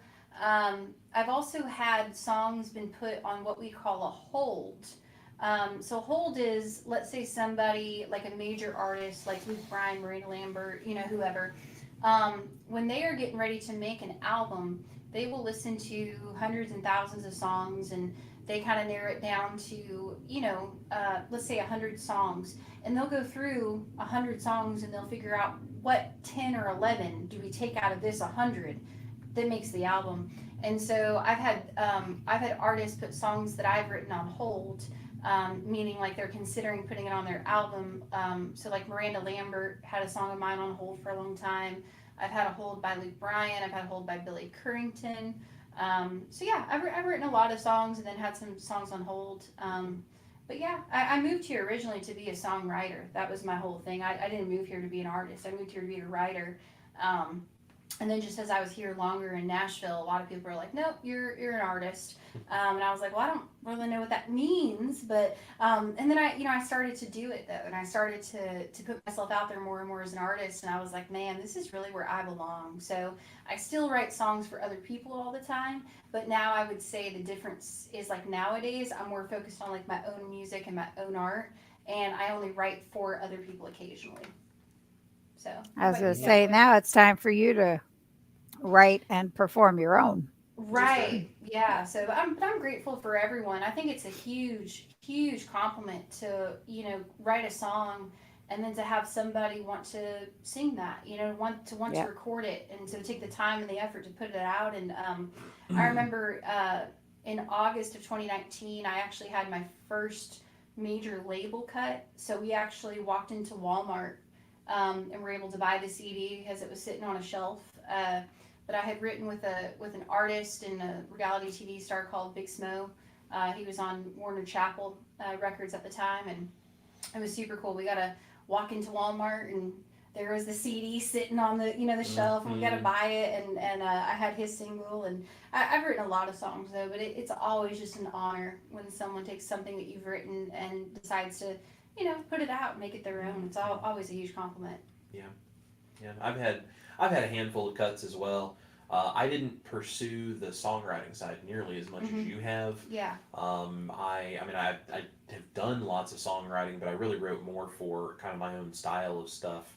And I kind of then went more of the route of doing the guitar artist thing. So I do all the guitar work that I do, and I play, for other artists, and I kind of write and play my own stuff because truthfully, a lot of the stuff that I write, most artists probably wouldn't play because they just can't play the guitar parts that I write into it. Hmm. And a lot of my stuff is based around the guitar that I do. So now there's a guy named Johnny Highland who is a friend of mine and my sort of guitar mentor hero, as it were. The first single that I put out, he actually featured on it with me, and he and I did a guitar duel back and forth. And I think he's just one of the greatest country guitar players who's ever lived. And he's played with like recorded and played for like Toby Keith and Hank the Third and Sammy Hagar, and he was on Steve Vai's record label for a long time. I mean, he's just done amazing things. Played with all the biggest names. Played the Opry, the whole thing. Yeah. Someone like him would probably maybe cut something that I've done. Actually, the single that I did with him, he said at some point in time he may someday decide he might want to do his own version of it because he loved it so much. But I focus more on the stringed thing here in my The hands stringed than thing. I do on getting other artists to cut my stuff. I kind of just sing and play my own stuff because it's more the thing I do. And then I go on the road with her and do her. I'm her lead guitar player and her band leader, and kind of handle the musical side of that stuff for her now. So Yeah. So Kelly Sue said, "Yay, catching you live on a Friday." Hello. yeah, Debbie said, "Thank you. That was excellent feedback. I think positively when I perform. I'm positive I'll mess up in some way." Well, everyone's gonna mess up. I will say too, if you and I've even heard interviews with like major artists that say this, if you ever get done with a performance and you feel like that went absolutely 100% perfect and you made no mistakes, that doesn't happen. Mhm. It does not happen. It's either So either you're wrong, yeah, or it's the first time it's happened in the history of the world, and you yeah, should figure out how to document it because you're going to become a trillionaire off of selling how you do yeah. it. Yeah, it's So. you just got to show up and keep doing it and just build a muscle. But yeah, you will mess up. It happens all the time. You just keep going. Mhm. So, yeah. Sharon sent you guys a $3 super sticker. Oh, so sweet. Thank you. Evelyn Green said, "Chris, you make being carnivore more enjoyable." Oh, thank you, Agreed. Evelyn. And Sharon said, "We just ate your mashed potatoes. We love so many of your recipes. Thank you so much from East Tennessee." Oh, well, thank Yay. you, and hello, neighbor. Happy YouTube Independence Day, Chris. Thanks. That's Yes, awesome. it's really amazing. I've been very productive today on that front, so Mm-hmm. it's Yeah. amazing. And Donna says, "Did you give that job up, Chris? Best wishes." I sure did. Look at you two, music and YouTube. Congrats. And one last question, and we're going to let you all play. Cool. What artists do you like and listen to? I'll let you go first. Well, my favorite's this girl named Ash Taylor. Never heard of her. Who's that? Yeah. What? No, I listen to well, Johnny Hyland's my favorite guitar player.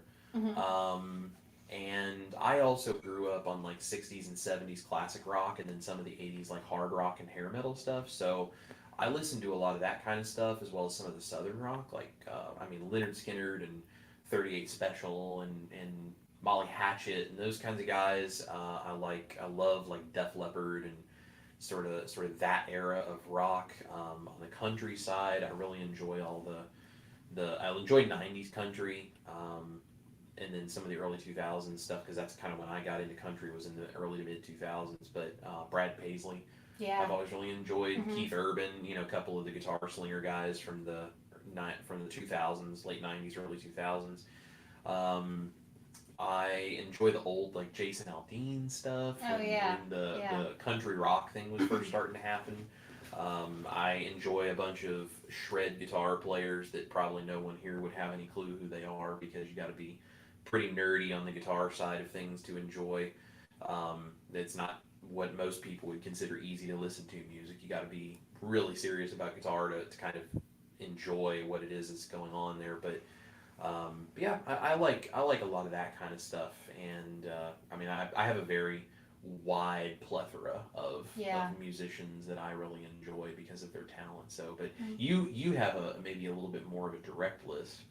Yeah, I mean, I like just music in general, but to me, I think just country music in general. I mean, that's why I'm really passionate about making country music and everything. One, because I am from Bakersfield, California, like we talked about earlier. But for those watching that don't know, Bakersfield was actually considered the original Nashville, Tennessee back in the 60s and the 70s. And so I am from the same birthplace as Merle Haggard, and you have Buck Owens and Dwight Yoakam and the Bakersfield Sound. So when I was growing up, it was in California, but it was agriculture and it was country music, and that is what we are known for. But on top of that, my Nana was a huge, huge influence in my life, just from the start.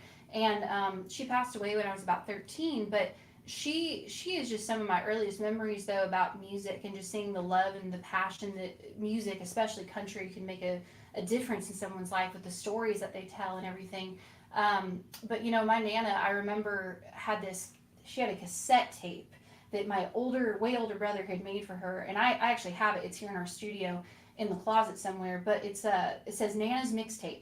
And she would listen to people like Loretta Lynn and Patsy Cline and Tammy Wynette and the Dixie Chicks and, Faith Hill and just all these artists. And so I remember every day she would put on this mixtape and she would just listen to these songs. And if the mixtape wasn't on in the house, then we had on CMT, Country Music Television. So I remember the very first country song I ever heard was with my Nana, and it was Loretta Lynn, Coal Miner's Daughter. So I'm a huge Loretta Lynn fan. I'm a huge Buck Owens fan. I love Dwight Yoakam. I remember the moment, I've said this for a while in a couple of interviews, but I can pinpoint the moment that I knew that I wanted to make country music for a living. And that was, I was sitting in my grandparents' home, and she had on CMT, Country Music Television. Like I said, she had it on all the time. But this one day in particular, I was sitting there on the couch, and this thing popped up on the TV screen, and it said CMT World Premiere. And I stopped and I looked, and then this girl named Gretchen Wilson came flying off with this four-wheeler, and she was singing about being a redneck woman. And I turned to my Nana right then and there, and I said, that is what I want to be when I grow up. And I thought that Gretchen Wilson was just like the coolest thing in the world. I thought she was the best. I was always such a tomboy.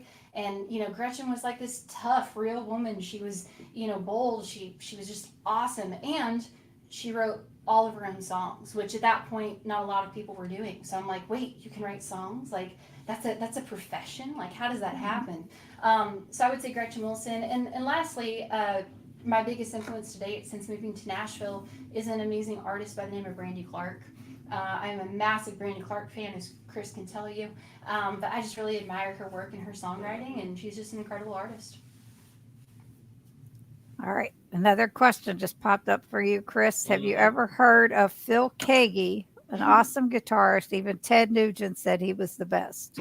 Yes, Phil Keaggy is an incredible guitar player. I actually saw him in concert when I was about, I don't know, I was 16 or 17. My parents took me to there was a large, like, mega church. It was, I can't remember if it was either Cincinnati or Indianapolis, one of the two places, but up to this, like, mega church where he was doing this concert, and we watched him. It was just him and his acoustic guitar and his whole pedal setup with his looper pedal, and just him doing his Phil Keaggy thing. Unbelievable artist. Yeah. Truly unbelievable. And he's missing the second finger on his right hand where he does all of his finger picking stuff with, so he had to learn to replay without that second finger after he had it cut off in an accident. So inspiring story, unbelievable player. Super. I Wow. sold him a guitar pedal one time when I was working at the guitar store here in Nashville a while back, and he was as nice could be. Yeah, beautiful human being. Yes, just a wonderful person. He was so nice to me. I thought he was just the coolest guy. All right. So what do you guys want to play? Oh, that's a good question. We should probably tune. No. You don't think so? You don't think so? Let's see here. Well, Cindy, I'll make you choose if that's all right. I feel like that's the right thing to do, right? We'll make Cindy choose. I guess so. So. Oh, that's not right. You're going to put me on the spot here. All the complaints. Well, you know, I'm putting out a song actually next Friday, the 28th. Yes, I saw that. Yeah, we're putting out a single called Cigarette, which is going to be super fun. Super fun track. So I can definitely play that if you like. Or I would be more than happy to play a new song that I wrote about Chris. That would be awesome. You want the one about Chris? Get the Keto one. He's like, The Indiana song. Yeah. I love it. Okay, awesome. I am sorry though. I'm going to take out my headphones here for a second so I can hear myself sing, and then I'll put them back in afterwards. So I'm going to get out of here for just a moment. It's interesting when you have all that. That would work. Cool. Yeah. So we were talking about I'm from California. Chris is from Indiana, and we met out here in Tennessee. And so I wrote the song a while back, not very long ago, and yeah, we put out a video for it. People just responded really well with it, and we're going out on tour starting in August, and this is the title track from that, name of the tour and everything. So let's see here. Are you ready, babe? Are you good? I think so. Okay, cool. Is it really one of your own too?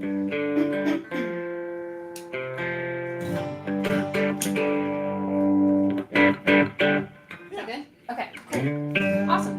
All right, it's called Stuck on Indiana.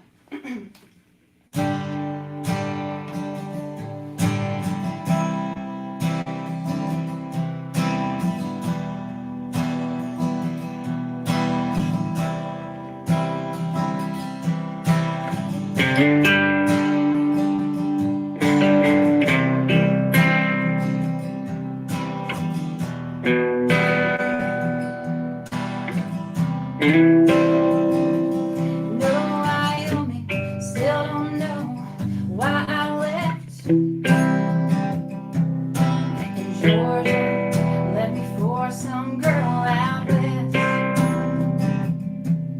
And things were always rocky with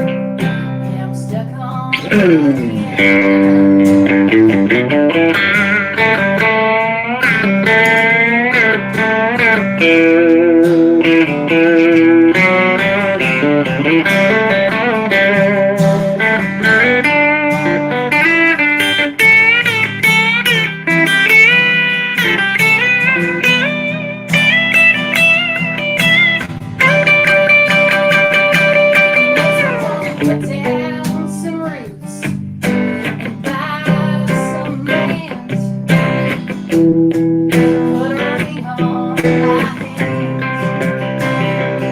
And I don't miss Mississippi, nothing in New Orleans. California keeps calling, and Tennessee messes me. Though I never had a problem leaving, I could always just move on. No, but this time I'm stuck. Yeah, I'm stuck on Indiana. I'm stuck on Indiana.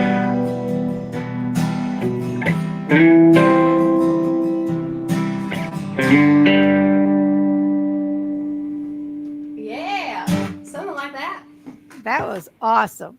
Oh, well, thank you so much. Hopefully, we sounded okay with our ears out and everything. Oh, that's fun. Sherry says you need to jam with Larry from Carnivore Quest. Yeah. Oh, I did not know that Larry was a guitar player. I did Yep. not know that. Yep. Yep. He plays guitar. Well, get out of here. That's Yeah. awesome. We're gonna have to check that out. Kim has a question. It says, hey, from Ohio. Love your recipes and music. Have you heard of Wyatt McCubbin? He's an Ohio born songwriter living in Nashville now.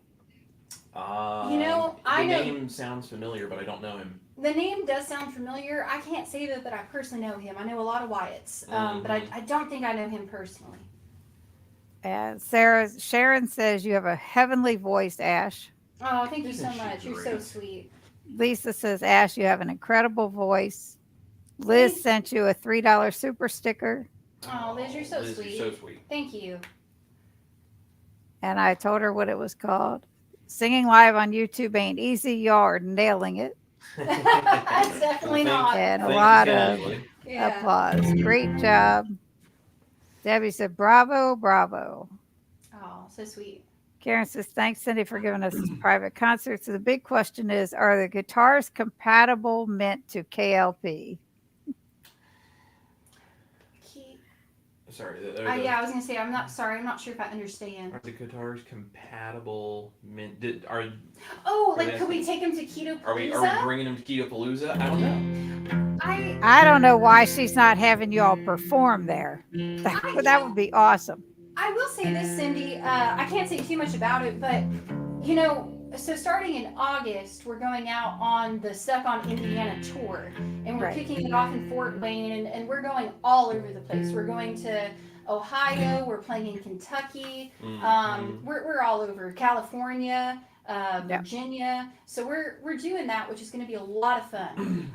We are though. I was talking with Chris. So we're in California the week before Keto Palooza, and we're going to get back. And I think that I may actually be playing there in let's see, it's Louisville, Kentucky, right? Is where Keto Palooza is. Yep. I talked to a venue today that we're going to play there at the beginning of September. They were talking about maybe having us come back, so we would play that Wednesday night there in Louisville, and then be there for the Thursday, Friday, Saturday of Keto Palooza. So we may be just doing a show while we're in town for Keto Palooza. So Yeah. Wow. super tight.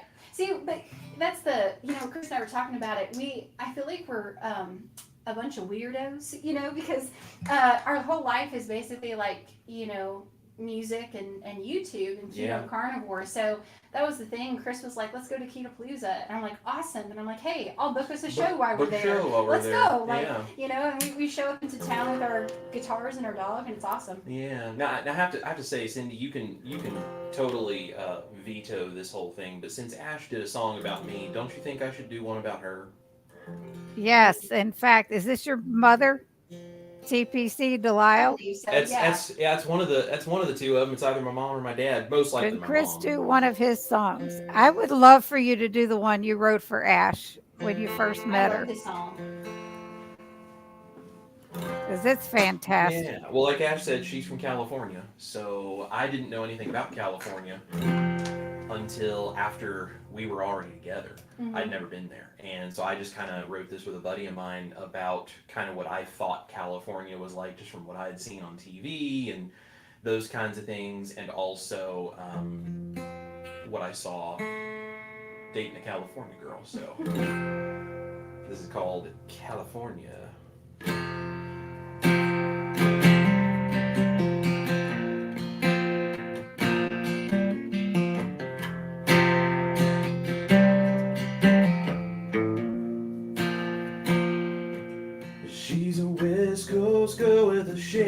on, twisting and curving like State Route 1. She's a top down, drive around town, a little surf rock, a little Bakersfield sound. She's like a stroll down Rodeo Drive, a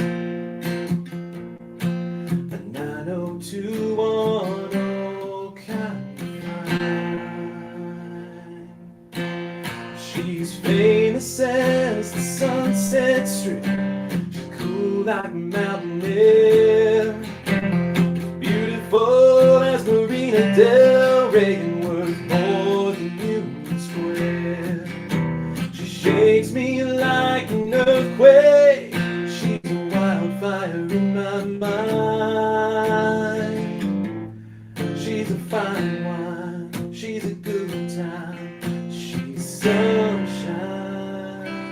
She's California.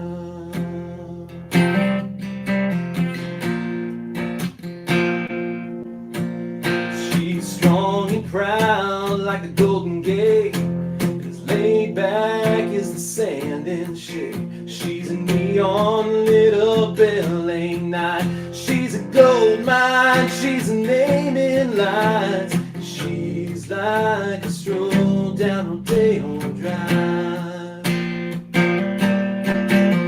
90210 kind of fine. She's famous as the Sunset Strip. She's cool like mountain air, beautiful as Marina Del Rey, worth more than Union Square. She shakes me like an earthquake. She's a wildfire in my mind. She's a fine wine. She's a good time. She's sunshine. She's California.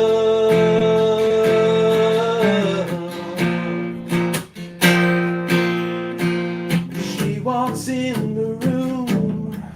She's the only one I see. She's my California dream.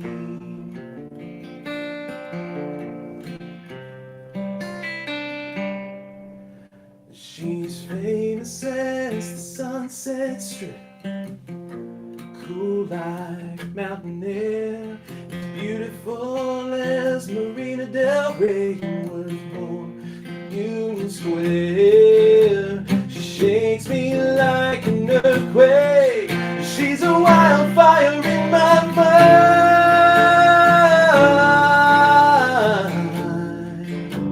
mind. She's a fine wine. She's a good time. She's all mine. She's California.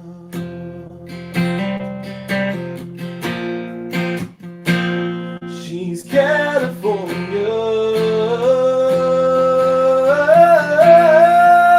California. She's California. I love that song. Yes. That was That's awesome. That's a fun one. I'll tell you, it's just amazing. So Karen says here she wanted when she said, "Are the guitars?" It's supposed to say "coming to KPL." Yeah, Oh, guitars there you coming go. to KPL. You know, there's probably going to be guitars in the car because we're just on tour and there's always guitars in the car. So Yeah, that's true. There's no shortage of that in our house. that's true. That's true. That's true. Usually Debbie we're said you could someplace always that jam on the riverfront where the Gold There you House go. is. yeah, It's right on the river. Oh, is Yeah. it? It's like That's right cool. down the walkway. Like That's right. That's right. We can step out of Keto Blues. We can go out and busk a little bit and make some money. Oh boy. Yeah. Lisa says, "No way, Chris. That is an awesome voice to go along with that amazing guitar playing. Oh well, thank you. Yeah. You both are truly blessed with talent. God bless you both." Oh, thank you. Thank you. And I'm thanking everybody for being here. Carney B, I can't wait to see you guys in Fort Wayne. Love your recipes. And my dream as a youngster was to be a good country, country singer. Oh, that's awesome. Well, we can't wait to see you in Fort Wayne. That's That's going right. to be really fun. That's gonna be a blast. Yeah. Yes. And we are planning on being in Russell Springs, Kentucky Oh, fantastic. All on the right. 6th of September. Love There it. we That's So gonna be there go. will fun be too. no live stream that day because it's a Friday night. There you go. Is that pretty close to where you live at, Cindy? About an hour. Oh, okay. That's That's not not too too far. bad. Yeah. Well, that's gonna be fun. So I said, we're not that far from where you all live. Mm-hmm. Yeah. I've been known to drive distances to meet people. Well, we're Yeah. gonna have to actually. So I haven't done this yet, but we Ash and I have been talking about this. We've talked about how it's so important for us to like we feed people and we do all this different kind of stuff. And I've started the second channel now, which Ash and I were actually working on some stuff today, the Chris Cooking Mhm. Nashville Studios, where it's more about like the health type videos and the motivational videos and that kind of stuff, and not so much in the kitchen. And one of the things we were talking about doing that we would like to do from time to time on that is actually a series I would like to do called Family Dinner. Yeah. And it would basically be like an interview with someone else in either in the keto and carnivore world, or even someone who was standard American diet who would be willing to come and try my food and talk about keto and carnivore type health and all that kind of stuff. And they basically would come to our kitchen and I would cook and we would all share a family dinner, and then we would sit and talk and have like a keto and carnivore sort of based conversation interview style thing. And I feel like Cindy and Brian would be a good Yeah. option to maybe make their way down here to Nashville and come have a family dinner with us. Ooh. So Good stuff. we might just have to make that happen sometime. Yeah. I love it. Yeah, that's one thing we were talking about. Like, there's pros and cons to everything in life, but I know a lot of people have said they struggle with like a carnivore, diet because of it being one so limiting, but also like the social situation of like Right. you can't have family gatherings or family dinners or any of that stuff. And then it's like what I love is like how Chris has created things like carnivore mashed potatoes, and it's like that's a staple now on our family dinner table all the time. My siblings, I have four brothers, but the younger two live here in Nashville. They actually moved out. And so they both live just right around the corner. But we have like my brothers and like my one brother's, fiance, like they'll come over and like they request Chris's carnivore chili. And they're all standard American diet, but they love that chili. They think it's so good. So I think some of your recipes have really helped kind of make family dinners a thing. Yeah. So, Bridging that gap is part of it. It's part yeah, of what we makes a do. big We do it with difference. music and food both. Yep. What a combo. So we had a lot of flashlights lit up. A A lot of flashlights.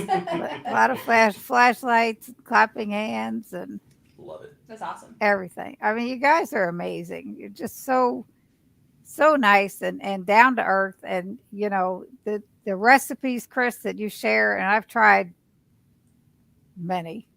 My husband now wants me to make the grits that Oh yeah, I that was haven't one of tried them yet. that was one of Oh, Ash's favorites that I've done. those She. grits I still dream about. Those were so good. hmm I think Debbie wants to join us. She said, I've been telling Cindy we could go to Nashville. There we go. There we go. Definitely. We just bring down the whole family. We got See, room at the well, dining room table.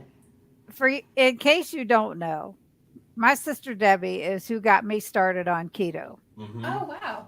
back in 2020. Wow. And yeah. So, Ash, you said you've lost 100 pounds. Yeah, in total, I've lost, I think, about 110 from start to finish. And Chris, I'm about 130. so that's 240. And I've lost 100. Wow, Mhm. good for you. So 340 pounds right here lost. Wow. That's amazing. That's It, incredible. it's just changing the way you eat. Yeah. Yeah. It's just, and getting rid of the crap and the sugar and No suffering. It's No just amazing. struggling, just doing the right stuff. Cindy, do you find that you have a lot more like, mental clarity and energy as well? oh yeah. Yeah, that's awesome. I just turned 66 in May. Woo! Come on now. And I just found out, and I haven't done a video on it, but I've put it on my keto page. I don't know if you guys saw it. I just found out I'm going to be a great grandmother for the first time Aw, in December. congratulations. That's Jer- awesome. Jerry has lost 163 pounds. Thank you so much. Wow. That's My amazing. Jerry. granddaughter called us the other day. She's 3 months pregnant. She Oh said my she gosh, wanted to that's so get past awesome. her first trimester Mm-hmm. and she's going to have a boy. Oh, that's Oh, so So, wonderful. Well, congratulations yeah. to you that's guys. amazing.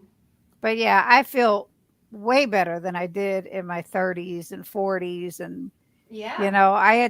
I used to bowl. I started bowling when I was 9 years old. Mm. And when I was in my 40s, I had to stop because I was having knee issues and I Mm. had arthritis in my back real bad and all kinds of Mm. stuff. And we're talking 20 some years ago. I just this last fall went back to bowling and 3 leagues a week. And I feel great. Wow. It's like so I've had both of my knees replaced over the years. Mm.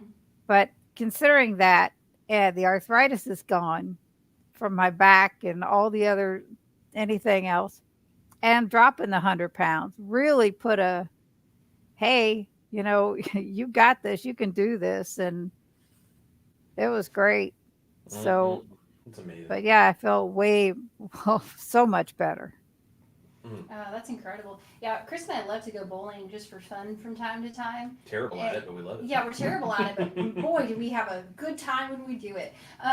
But no, we really enjoy it. But we've even said, being younger people, it's like that's a workout to Mm-hmm. bowl. I mean, by game three, I'm pretty much done. Yeah. So kudos to you. That's just incredible that you're able to do that, It's amazing. and yeah, just incredible. Well, you'll have to make a road trip up here and we'll go bowling.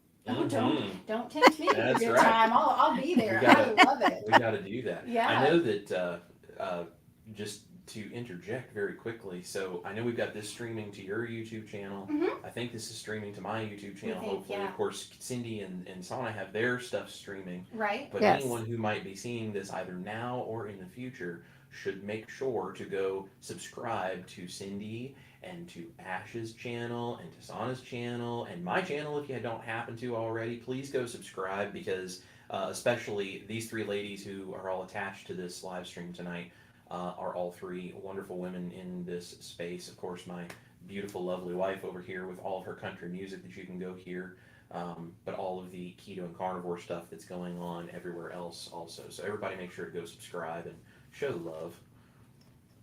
I am going to put them in the chat again. Perfect. There's Ashes. Just takes me a Awesome. little bit. Yeah, and I will make sure that all the channel links are in the description box of my video. We Yeah. can do the same for yours. And Absolutely. all that stuff. That's honestly the kind of cool thing, and why I appreciate Cindy, you having us on and stuff tonight. It's really cool. I feel like the keto and carnivore space has just been so supportive of Chris and I, and literally just everything that we do. And you guys have literally just kind of like welcomed us all in like family, and Yeah. you guys. I mean, we always say that you're the band, like your Mhm. Patreon group and your YouTube members, and just everyone that watches your channel. It's like that's the reason why you were able to leave your day job. Yeah. And, I basically have gone, and this is why Ash and I are so appreciative of just you and this whole community. Mhm. We basically went from no one in the world of keto or carnivore knew who I was. Mhm. And I think it was like March of last year is when I started posting my health vlogs or something Yeah. like that. And basically, this is now June of the next year, and I'm at almost 90,000 subscribers on Chris Cooking Nashville, and I'm doing this full time, Mhm. and we are relying purely on this and music to make everything work, and it's just because of the community and how great everybody is here, and Yeah. so it's a huge blessing for both of us, and her music page, her Ash Taylor Country YouTube channel and Facebook and Ash Wednesdays every Wednesday that we're going to start doing now, and all Mhm. that stuff, all of that viewership has grown as well Yeah. because people in the carnivore and keto community have heard us talking about her music and have come over and found her and fallen in love with the music that she's doing and stuff. yeah. And it's just a huge family. Well, that we just appreciate it because, like I was sharing earlier, Cindy, where it's like, I didn't pick up a guitar or sing a note for a year after Chris and I basically lost everything. I had no idea what I was going to do. So to have to rebuild and restart everything and to come back and just to have So many people just though from the keto and carnivore space come over and support us, whether it's music or whatever. It just truly means the world to us, you know. So Mhm. we just appreciate everybody. Well, everybody you've seen the outpouring for you guys has been incredible. I know a Yeah. lot of them came from your all's channels, Hmm. and you got you're just the epitome of. I mean, the love is absolutely there. It's just incredible. We appreciate that. We have a lot of it to give because we've gotten a lot of it that we've received, and True. it's Mhm. when we all love and support each other and do all this together, we're all so much better at all the things we do. Be it Yeah. keto, carnivore, country music, bowling, it Yeah. doesn't matter. We're just better at it when all the people we're surrounded by are supporting us and we're supporting them back. Very true. Yeah, I think Yeah. I think too. Chris and I have clearly been through a lot in lives, both individually and as a couple. But I think when you go through tough times, you come out with a appreciation, and you come out with a mindset, especially when something like when you're so unhealthy and when you're so depressed and you're have anxiety and brain fog and all these things going on in your life. When you get the blessing of getting your health back, how can you not go share that with other people? Yeah. And very similarly with music, it's like we both love music and it's changed our lives, so we love to share it with others. So we're literally just trying to share and spread the love. And I also don't think you get very much of that in the world today. So Yeah. we just try to be a light where we can. So Yeah. I agree. Yeah. Deanna said, "Y'all are a sweet couple." I remember when Chris started his channel and praying for him when it was rough at the beginning. Keep pressing on, bring God the glory in all you do. Yes, yeah, amen. Thank you so much, Deanna. It has been a wild journey for us so it far, and really has. and Yeah. who knows what the future holds, but hmm lots of stuff to come. I just have to say too, I think it's really cool. Like being married to Chris, clearly, I would assume I know more about you than probably anybody in the world. But I would think so. I remember, when Chris came to me and said he wanted to start a YouTube channel. I remember when that happened, it's like he was already working a couple of jobs, and so was I. And we were just in a really rough, weird place. And he's like, "Yeah, I want to start a YouTube channel and document this and blah blah blah." And I was like, "That's great." I'm like, "When are you gonna find the time?" You're And crazy. When are you gonna yeah, find time to do yeah, this? I'm like, it's not like you're sitting on the couch every day eating bonbons. I'm like, what? But he was like, "Yeah, I want to." I'm like, "Great, let's do it." And then, I remember when you first started posting videos, like I don't think anyone was really watching or No. paying attention, and you just kept at it. Like your persistence was just so Mm-hmm. admirable. And then, I know Anita, a Kenyan woman, started sharing your recipes. Yeah. And then it became a daily thing where every day I would come home from work, and it was like we got another, couple thousand views on this video, and I'm at 10,000 subscribers, and then I blink and a week later you're at 30,000. I mean, it was just crazy. So it just changed our lives in so many different ways, and Yeah. feel the love and super appreciative. Yeah, it's amazing. But yeah, it's Yes. also cool And to we see the. we are appreciative of his recipes too. Me too. Me too. Well, that's the amazing thing. Like I talked about earlier, Chris loves to cook, and how he says "I love you" is by making food for people. He also is a teacher. That's why he still teaches things like guitar, and he's just super passionate about helping people and teaching people. He also is clearly a creative, and so having a YouTube channel where he can create these recipes and film them, and then be able to share them with everybody. I mean, it's kind of like using all of the things that you're really passionate about in one thing. So Mm-hmm. it's been a blessing in many different ways. But I think especially for you, it's just cool to see it all happen. It really is. Can you see these comments when I bring them up? Yeah, we Mm-hmm. can. Yeah. Can't believe it's been over 2 hours. What a great conversation it has been.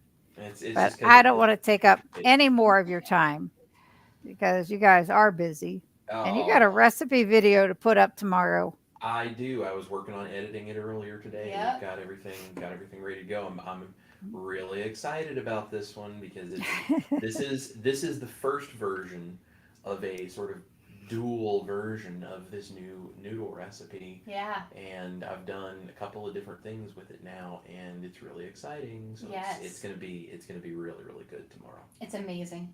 Well, in the video the other day, it looked like spaghetti. Mm-hmm.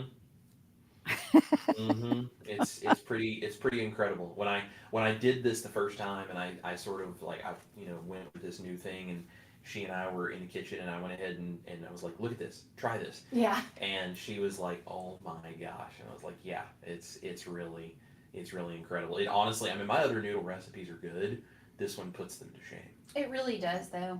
It's just like the structure and the texture of it and everything is like the most like an actual noodle that I've ever had. I mean, his other pasta recipes are really good, but this one is just like it's a next level thing for sure. Yeah.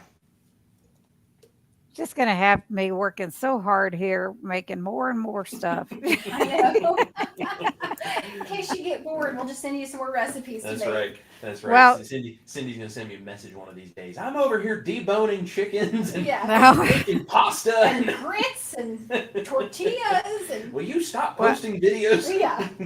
I tried the tortillas, and those just didn't work for me. I don't know what I did wrong. I just, boy.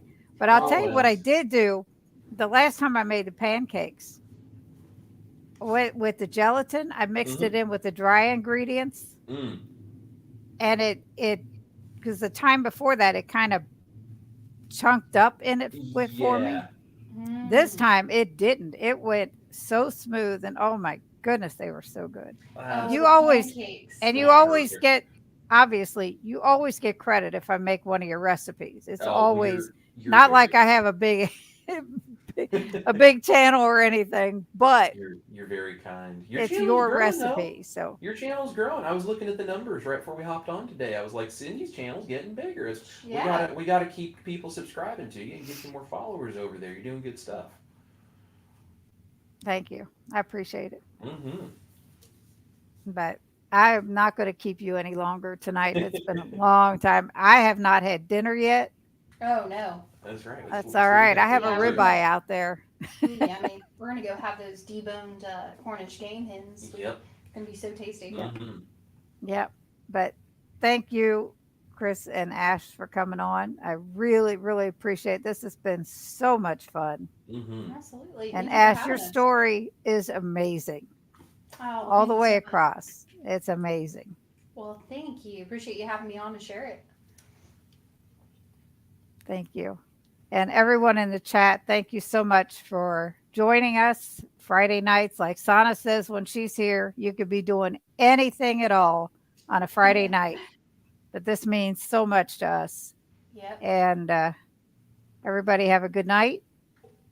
And we'll see you again next week. Next Bye. week we have Mike from Mike's Ketorific Journey with us. Awesome. Have a good night. Bye.